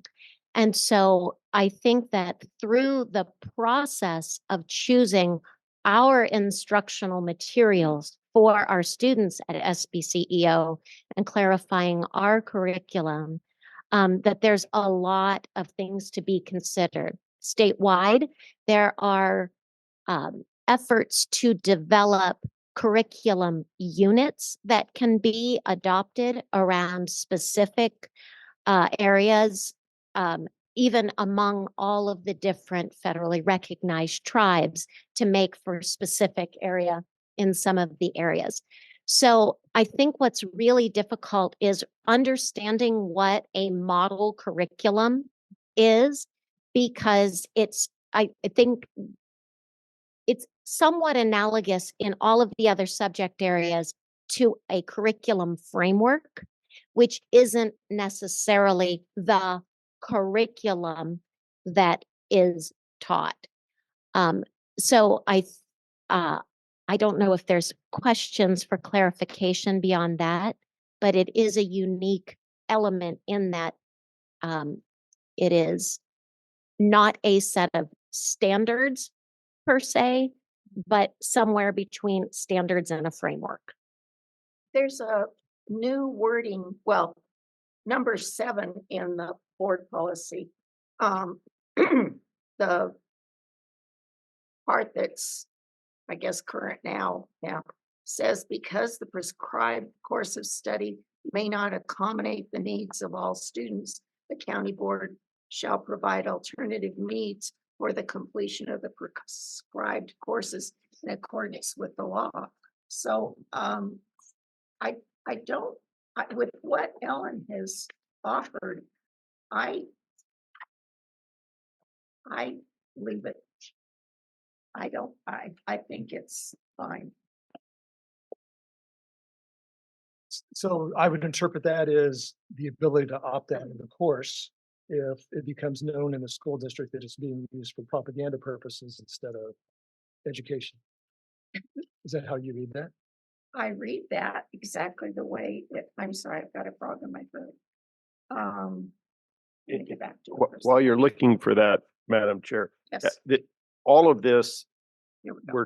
we're not talking about the 20, we're talking only about students in our program. Yes. We're not Yes. talking about what No, the other district 20 members does, 20 do it districts. themselves, yeah.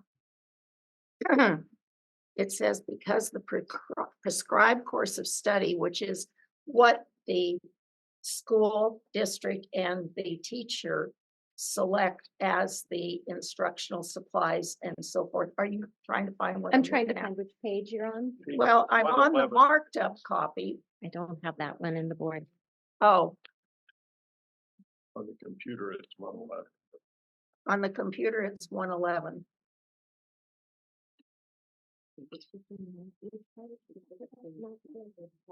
Not beginning with the 25-26 school. Right after number 7. After number 7. There it goes. Yeah. It starts with because. Yeah. Of some students. Are you asking if that's a parental opt-out?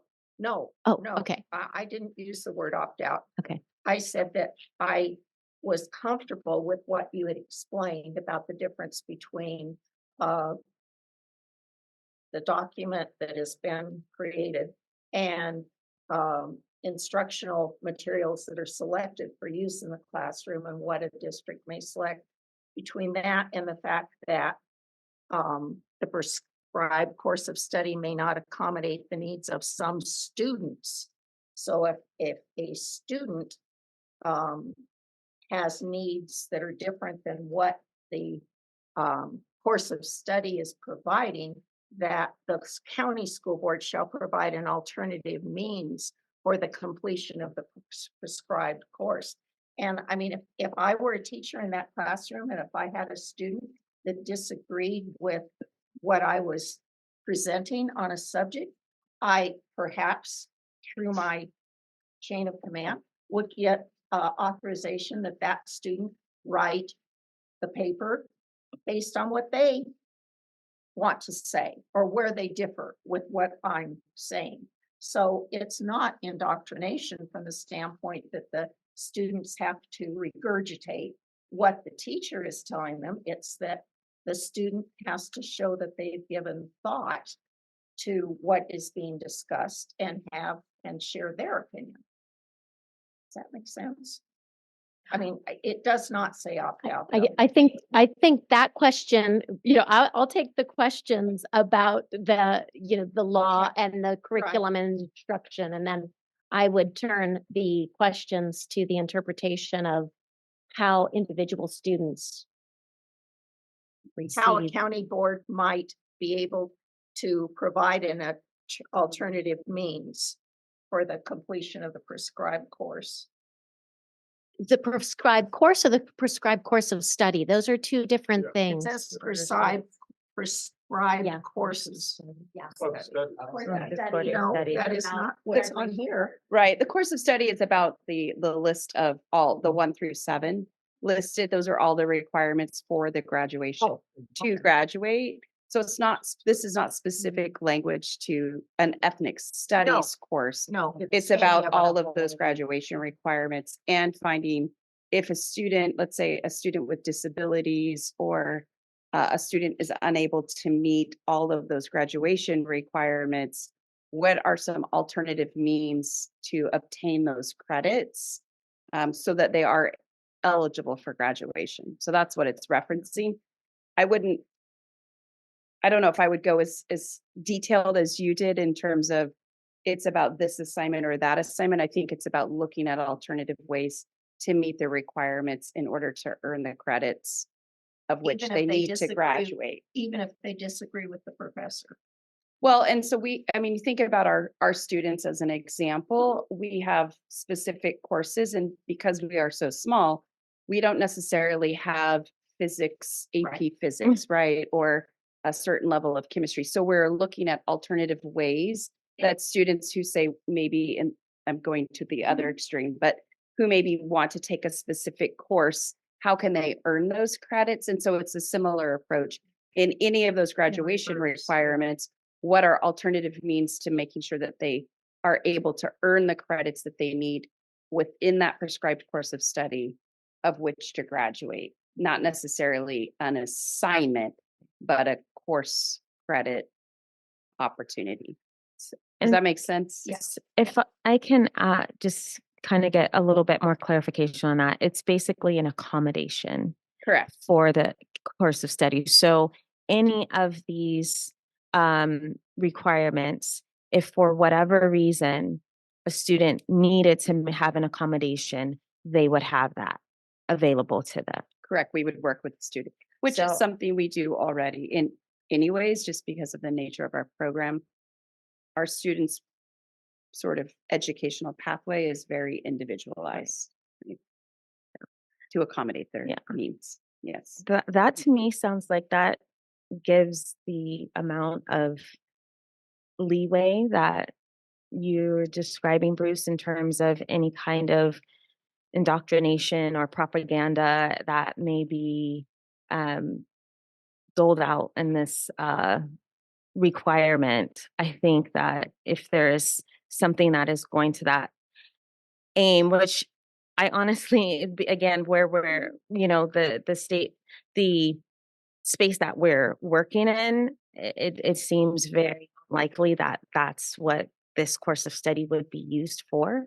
But in that rare case that it is, that we have that accommodation option for our. Yeah, I think it's important that we realize we're talking about K-12 and under. We're not talking about college curriculum in here. This is high school, junior high, high school level.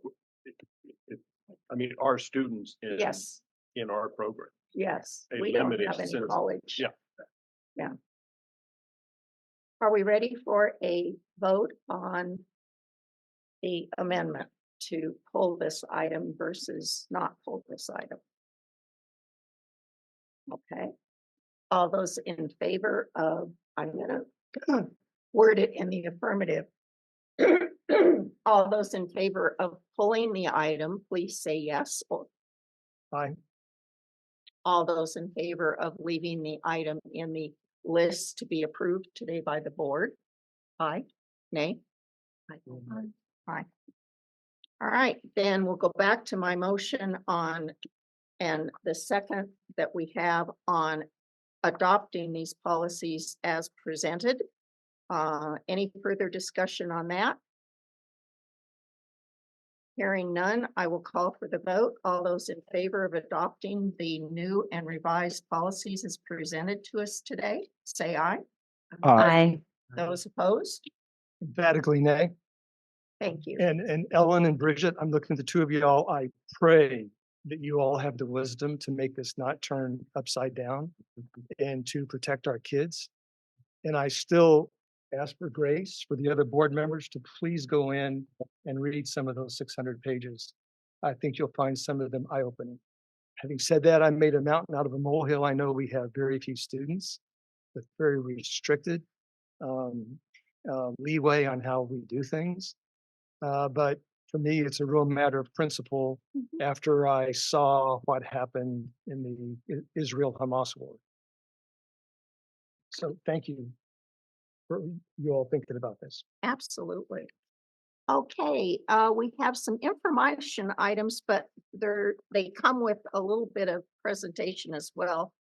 We have the update on the Juvenile Court and Community Schools program, and that's Dr. Salcido. who's Thank going you to give so us a much. Thank you update very on much. that. Absolutely, yes.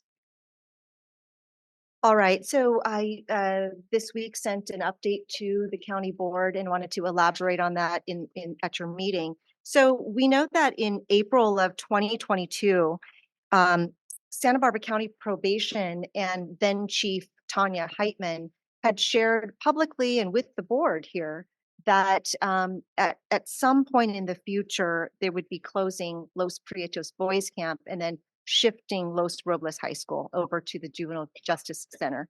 And then in January of this year, which is what I was going to report to the board, was that that the juvenile courts were no longer referring students to Los Robles at Los Prietos. But what occurred this week is that for some different situations, the two students that we had enrolled are no longer enrolled at Los Robles. So we have 0. So all of those arrows pointing to sooner rather than later closure. It doesn't mean that things change hands immediately. We will, while no students will be enrolled there, we have our staff there. We've got years and years and years of resources and materials to really distribute and think through. I say this, I know I launched right in with the facts, but I know that so many of us have such incredible memories of the camp. And we are just in seeing the letters that have come forward on the graduations year after year of how special the camp has been to the graduates.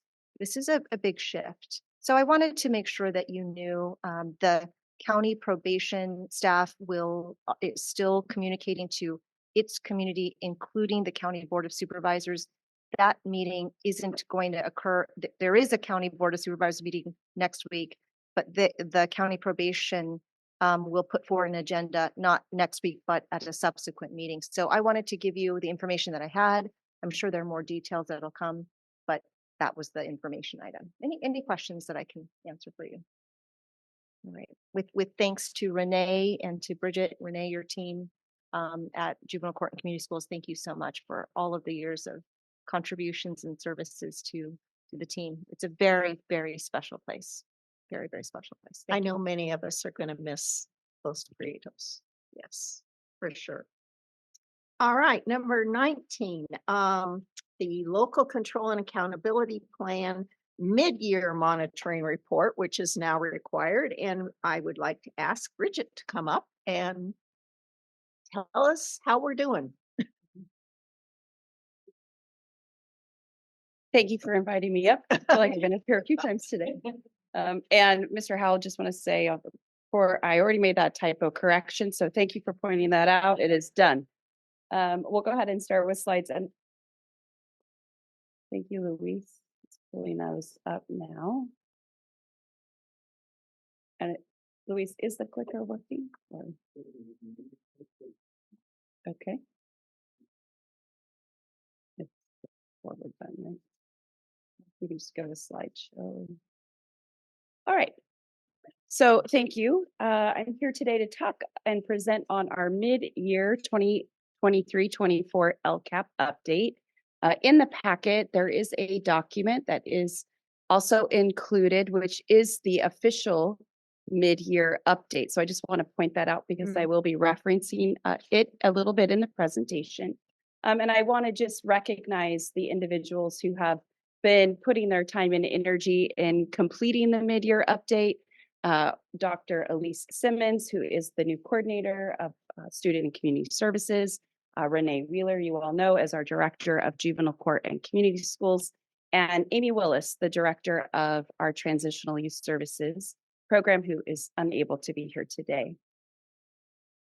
So just a little bit of background as to why I'm here and what this requirement is. A few years ago, we had to do a mid-year update, I want to say 2021, but as of Senate Bill 114 in 2023, they've now added this requirement that LEAs present a report on the annual mid-year update of the LCAP. And it is partly for the LCAP and part for the budget overview for parents. And that must occur on or before February 28th annually. And so this will be sort of a new requirement. You will see me this time of year to come up and present on this. There's two things that the report must include, and this is the written report that you again have in your packet. One is all of our mid-year available data related to the metrics that are outlined in the LCAP, as well as expenditure data and implementation data on all of the actions that are included in the LCAP. So I'm going to start with just a little bit about the impact to our budget overview for parents. You'll recall that when you adopt the LCAP, there's that supplemental document that is about the budget overview for parents. So you can see where the dollars are going. And we do that before the state budget has been officially adopted. So the board adopted the LCAP and budget overview last June 9th of 2023. And you can see a table on this slide. The table is divided into what was presented at that budget adoption cycle and now what has been presented at the first interim budget report that you approved and adopted in December. You'll see I've got three sort of boxes here, or three rows included. The first row is the total LCFF dollars that the county office received. And then the second row is the funds that have been specifically generated by the juvenile court and community schools. You'll notice at budget adoption, we were about $750,000 in terms of what we were generating. You'll notice over $1 million plus in the first interim report. And I just want to say that is largely due to that advocacy, the letter that the board submitted related to the new funding or additional funding for our juvenile court and community schools. So that made a significant difference in our budget to be able to more fully fund the program. It's still not fully funded, but we're getting closer to that official fully funded amount. You'll also see that our supplemental and concentration grant dollars also pretty much doubled, or they're about $210,000 more from budget adoption to first interim. Next, I'd just like to ground us back in what the LCAP goals were and sort of provide a framing for the 4 goals that are in our LCAP. You'll notice that we had 3 broad goals. Goals 1, 2, and 3 are what we would consider broad. They're specific to actions, targeted instruction, and goals 1 and 2 are really tied to juvenile court and community schools. So you'll see that there. Goal 3 is kind of an outlier in that as a county office, we have the priority that we must address foster youth services countywide. And so goal 3 is specific to that foster youth services coordinating program. So it's kind of an isolated goal. And then goal 4 is a maintenance goal. It was a goal that we selected that we, of items that we feel that we're doing a great job on, we're meeting 100%. And so we're just going to continue those action items to ensure that we're continuing to meet those goals. And in this one, you'll also see that we have included our county-wide requirement to address expelled youth and our plan for that, which will be coming to the board this year for a new 3-year plan. And that is also specific to JCCS. Next, I'm just going to acquaint you a little bit to the mid-year update. There are metrics for each goal in the LCAP. And at this time, the way that we're reporting on these mid-year, in the mid-year update is the outcome unknown, meaning at this point, we don't have that data. The outcome could be in progress, meaning we have some of the data now, but some of it is we need to wait till the end of the year. So things like the number of meetings scheduled or where our students are in a particular local measurement. And then some metrics, we actually know the data and that's set for the year and will not change. So you're going to see in the report, the outcome is unknown, in progress, or known. In the actual written report, there is one column near the top. So for each goal, it's kind of broken into 2 sections. The top section are all of the metrics. You'll see as here on the slide, the example going across. In this particular example, it's related to English learners having access to curriculum, what our baseline was back in 2021, what our year 1 outcomes were, year 2 outcome, where we are, it's in colored, that's our mid-year outcome data, and then where we want to be at the end of this LCAP cycle. The next section is on those mid-year expenditures and implementation. And again, you're going to see sort of 3 buckets. They're categorized into it's been not implemented. I'm happy to say that none of our actions are in this category or in this bucket.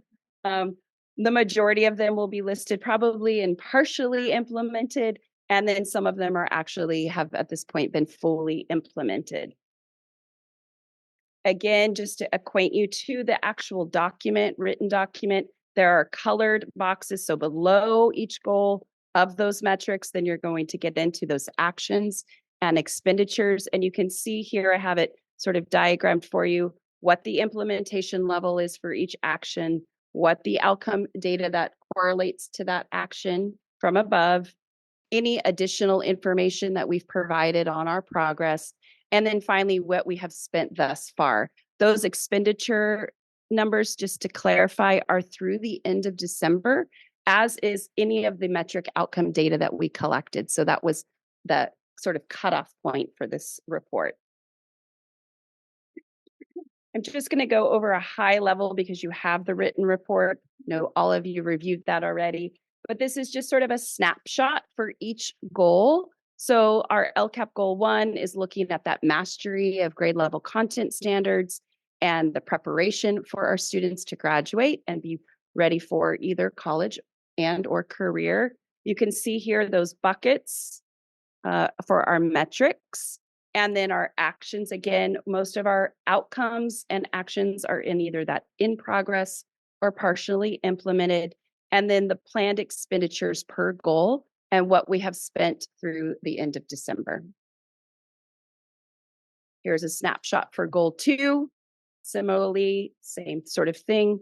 Most of the metrics and actions are in that middle tier. I'm just going to go through these rather quickly. Goal 3, it's the same thing. It's that sort of high level snapshot. And then lastly, goal 4. Where we are in our LCAP process, we are ending and concluding the 3-year LCAP that we currently have. So we are in the process of starting a new 3-year cycle. So that will be for 24 through 27. And over the next several months, that process includes those individuals I spoke about earlier and recognized, but they are looking at all of our data, analyzing that as additional metric data comes out, looking at the effectiveness of the actions. Are we actually doing what we want to do? Are the actions we're taking providing the desired outcomes, or do we need to adjust and modify or tweak? We're meeting with educational partners. I will say there's a tremendous effort from our team this year to really gather information from our students, conducting empathy interviews, really talking with all of our staff. We're meeting with our parents. You saw in the superintendent's report, family engagement nights, really trying to get all of that feedback to inform this new 3-year cycle. We'll be looking at developing possibly new goals or retaining our goals, new metrics and new actions. And all of that information will be tied up in a really nice package for you and be presented along with the official annual update for the 23-24 LCAP, along with the new 3-year plan with the 1-year measurements and desired outcomes for the county board's adoption in June. And that was quick and short and sweet. What questions do you have about the written report? I didn't go into specific details, but wanted to see if there were any questions as you read through the report or any questions about the presentation that I may answer. I just wanted to thank you for all your hard work with this. And we have until you have, your work cut out for you. And then we have, I'm ready. Okay. In June, I'm ready for that board packet. But I just wanted also to congratulate you on some of your achievements through the mid-year, especially with the parent engagement that you're mentioning, and the IEP plans. And so this is not only a lot to plan and then put in the plan for us, but then to actually implement. So again, just kudos to you and your team on this. Thank you. We have a great stellar team who make it all happen. So yes, Mrs. Stewart. Yes, Michelle. I just wanted to add, I am so excited that the baseline, I think where we started, we talked about, some of our goals were about having college and career readiness, and like about the WASC accreditation, and you have these CTE courses, and I think you have done a phenomenal job just working hard at reaching these goals, and you still keep getting better. So I want to say, in terms of the academics, I love that you hired a counselor, a career counselor. Yeah, that's pretty exciting. For someone to be able to really just connect with these kids and give these kids options. And I think that's what you've done. Thank you. Yeah, and our counselor, I will say, has been tremendous and so helpful for our students. It's truly been a great addition to our staff and team. So thank you, Michelle. Any other questions or comments? I think you've covered it all. All righty. Thank you very much, Bridget. We'll see you in June. Be ready. All right, I'd like to turn on now to information items 20 and 21. For both of them, I'm going to ask Steve to come forward and give us a recap of the governor's budget proposal, which really doesn't mean a darn thing until May when we get the real one. So this is kind of like ho-hum, but onward. Yeah, no, thank you and good afternoon. For that reason, this presentation is just referring to the summary that you received. So I'll just highlight a couple points and then answer any questions that you might have. But to your first comment there, I did want to just recap kind of what the state budget process is. We have the governor's proposed budget here in January. Then over the next few months, it goes through a process of review, debate, negotiation with the legislation, which will ultimately arrive and inform the May revision of the budget. And that'll give us a good idea at that point in terms of where we think we're going to end up between that May revision and the adopted or enacted budget in July 1st. So this is a good starting point. Couple of highlights from the governor's January budget. Looking at somewhere in the area of a $38 billion shortfall over the 3-year budget period, which includes last year, this year, and next year. and that's state budget. So not good news. But on the other side, Prop 98, the guaranteed funding for schools, is protected in the current budget despite the $12 billion shortfall for schools. And the way in which they're accomplishing that is through using reserves that they have within education, as well as borrowing from outside of education. So that comes with a little bit of concern in regards to does that money, where that money is coming from outside of education, are they going to be okay with that money coming from outside of education? So there's some, risks in that area. Another aspect to highlight in the budget is the COLA, the cost of living increase. What was adopted, we were looking at a projected number of around 3.94%. Now we're looking at a number below 1 at closer to 0.76%. And so estimations are that will end up somewhere between 0.5% and 1% come May revision. We don't know, but that number comes out in April. So the concern with that is to pay for the increase of goods and services. We know that they increase at a greater rate than that. So even though we're funded at the level we need to be to support increases, probably not sufficient.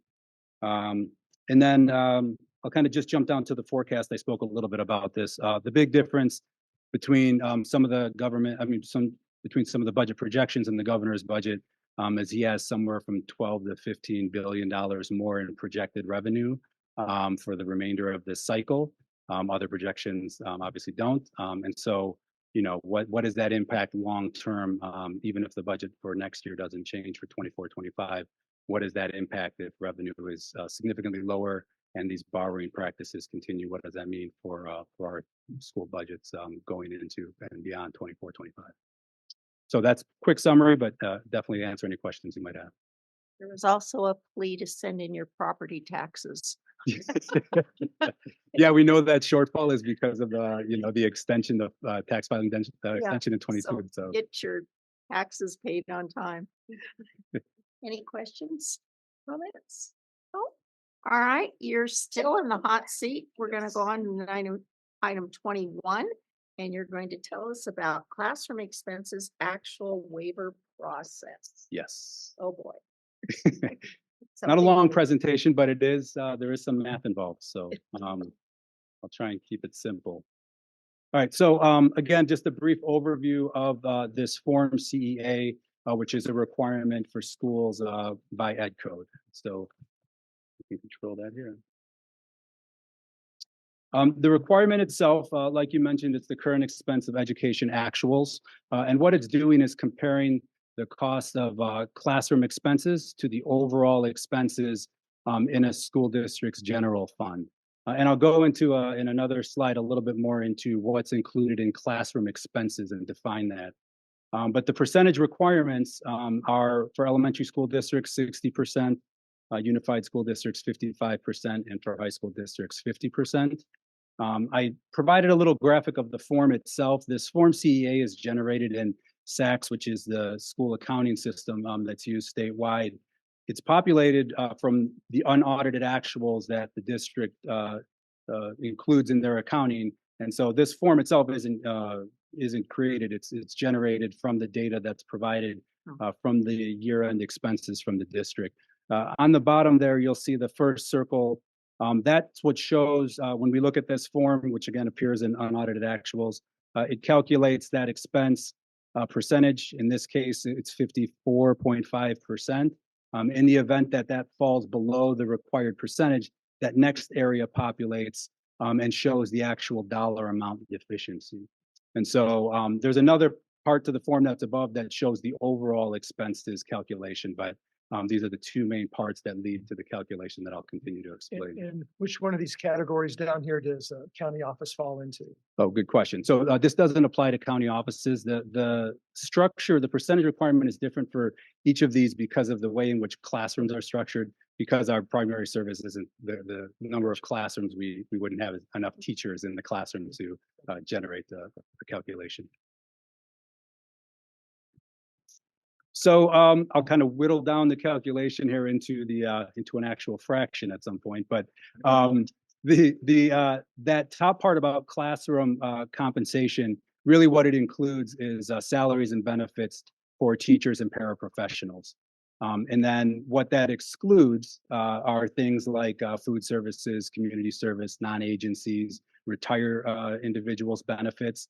And so there's some clear exclusions that are pulled into this calculation, but in a nutshell, classroom includes salaries and benefits of teachers and paraprofessionals.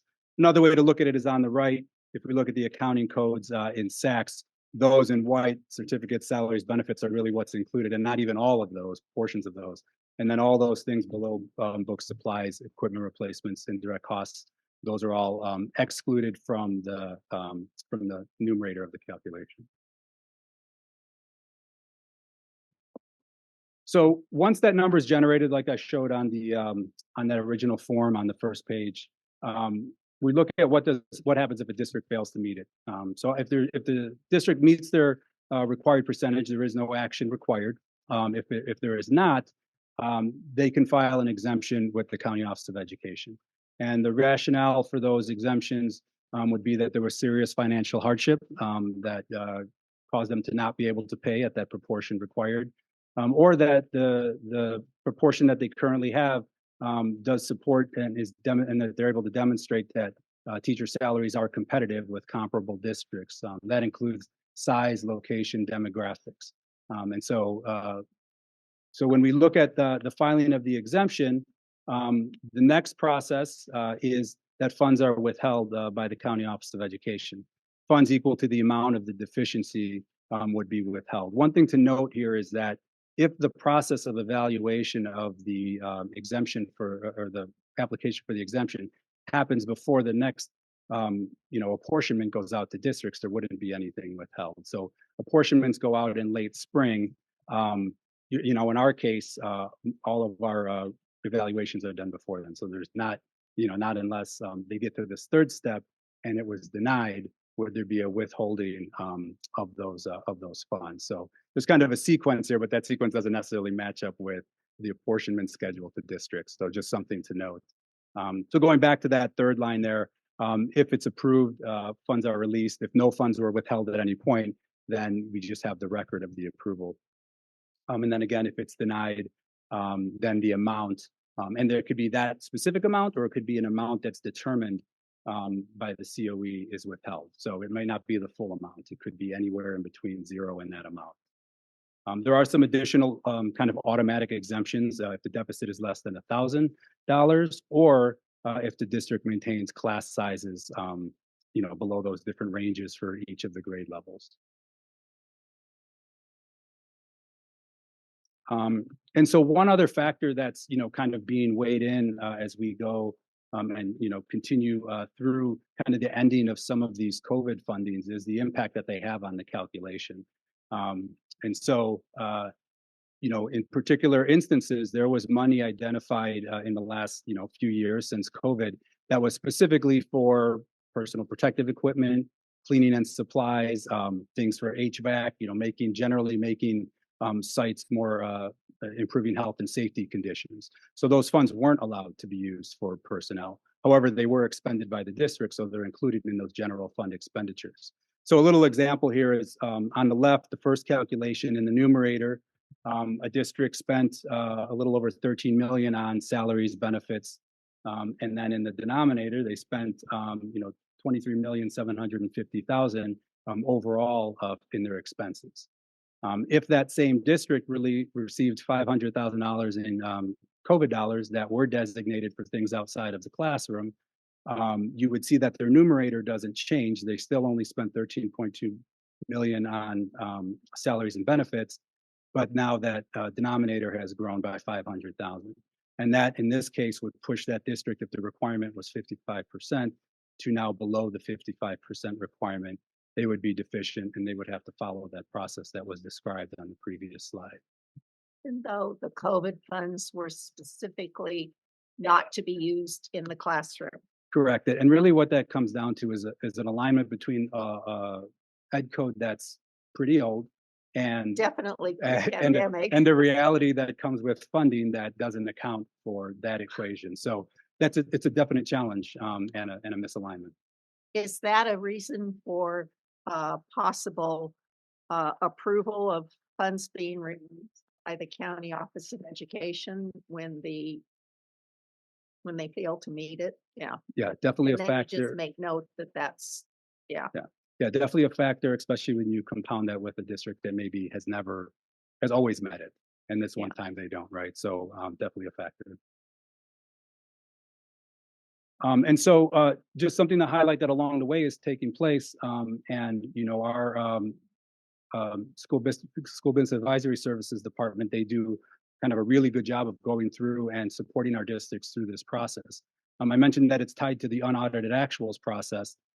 When that is done, or even sometimes in advance of that, when a district identifies that they may not be meeting that requirement, they immediately engage, you know, with that office. And so some of the things that take place are that they review budget structure and calculation of CEA. So not all positions, instructional positions, are paid out of you know, the Fund 1000. And so sometimes we have to go back in and, you know, go hand in hand. And are those people in the classroom? Are they not? Are the funds that you're using to pay for them? Is it better to use those funds for something else? And you know, use the 1000s to code them in the 1000s in order for it to count as part of this calculation. So there's some little things that, you know, just are accounting. Some coding errors, because this is pre-populated, you know, when in completing some other areas may impact the calculation in this area. So kind of a thorough walkthrough of their SACS forms. Evaluating districts for possible exemptions. So some of those that we mentioned, making them aware of what they are and if they apply. And then considering scheduled payments to teachers in the current year. So right now, we're in the 23-24 school year. We're looking at these calculations from last school year because they're based on, you know, the unaudited actuals from the fall. So in 22-23, if they didn't meet it, but they have a scheduled increase in the current year, that's essentially making a payment in that amount to remediate the deficiency. So going through what scheduled increases they had in this current year and doing some of those calculations to see what that amount, what that payment amount is. And then lastly, monitoring the district's collaboration with their auditors. Ultimately, it's hand in hand with their auditors that they're agreeing to the way in which the calculations and the accounting is done. And so making sure that they're in close communication and that the changes that they're making are in line with what the auditors, you know, would approve. So, and then the other kind of last piece, which, you know, something that we revisit and revise constantly, but, you know, we know that aligning to the district's close of their books, which starts, you know, in the summer, making sure that there's a presentation and resources provided at that time to review all those little intricacies of this calculation so that they can address it as they're closing their books and finishing their accounting as opposed to after the fact. So doing that sometime in the summer. And questions? Good summary.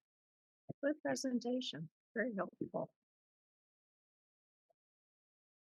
Okay. I was just saying between the LCAP and the budget, you guys are going to be busy this summer. Yes. Correct. They're always busy. They're always busy. Any other comments? The personnel report is attached for your information as well. Future agenda items? If none, oh, sorry, Michelle, you have to whistle. Oh, yeah, you're outside of my field of vision. In just ongoing training and professional development, I was just, you know, when we have on our agenda that we're going to have a provide a mission statement for the Board of Education. I think that I think it would be nice to have, you know, established board priorities and goals and a mission statement. And I'd like to recommend that our county board undergo a board retreat. CSBA offers a facilitator for these retreats, and county boards, I know in Ventura and San Diego, they do these annually, and to review our goals and kind of look back and look forward.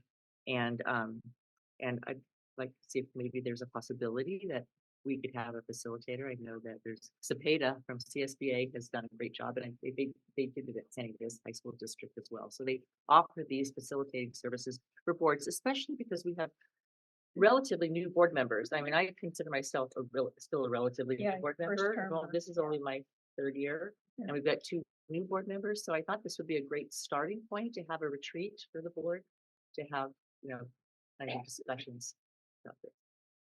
Which of our committees might talk about that a little further? Which one would you think? Their board organization committee Mhm. could speak about that a little bit further. That would be the most natural one. And that one's chaired by, don't say me.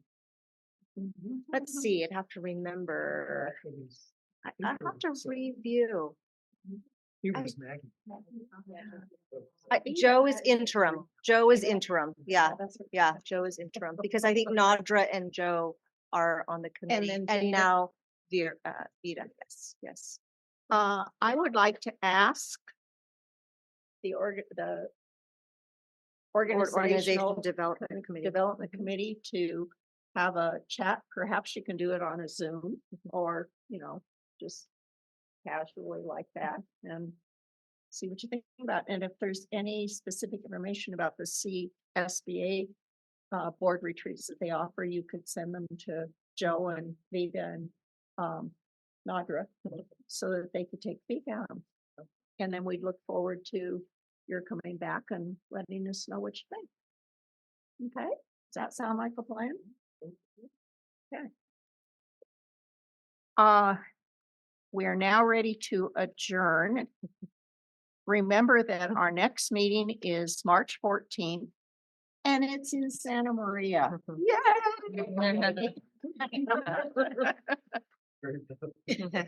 I know. Yeah, if you want to spend the night, Gary Beth, I've got an extra bed. If no other comments, then I look for a motion to adjourn, please. So move. Second. Second, all those in favor, aye. Aye. Opposed? We're out of here. Thank you, everybody.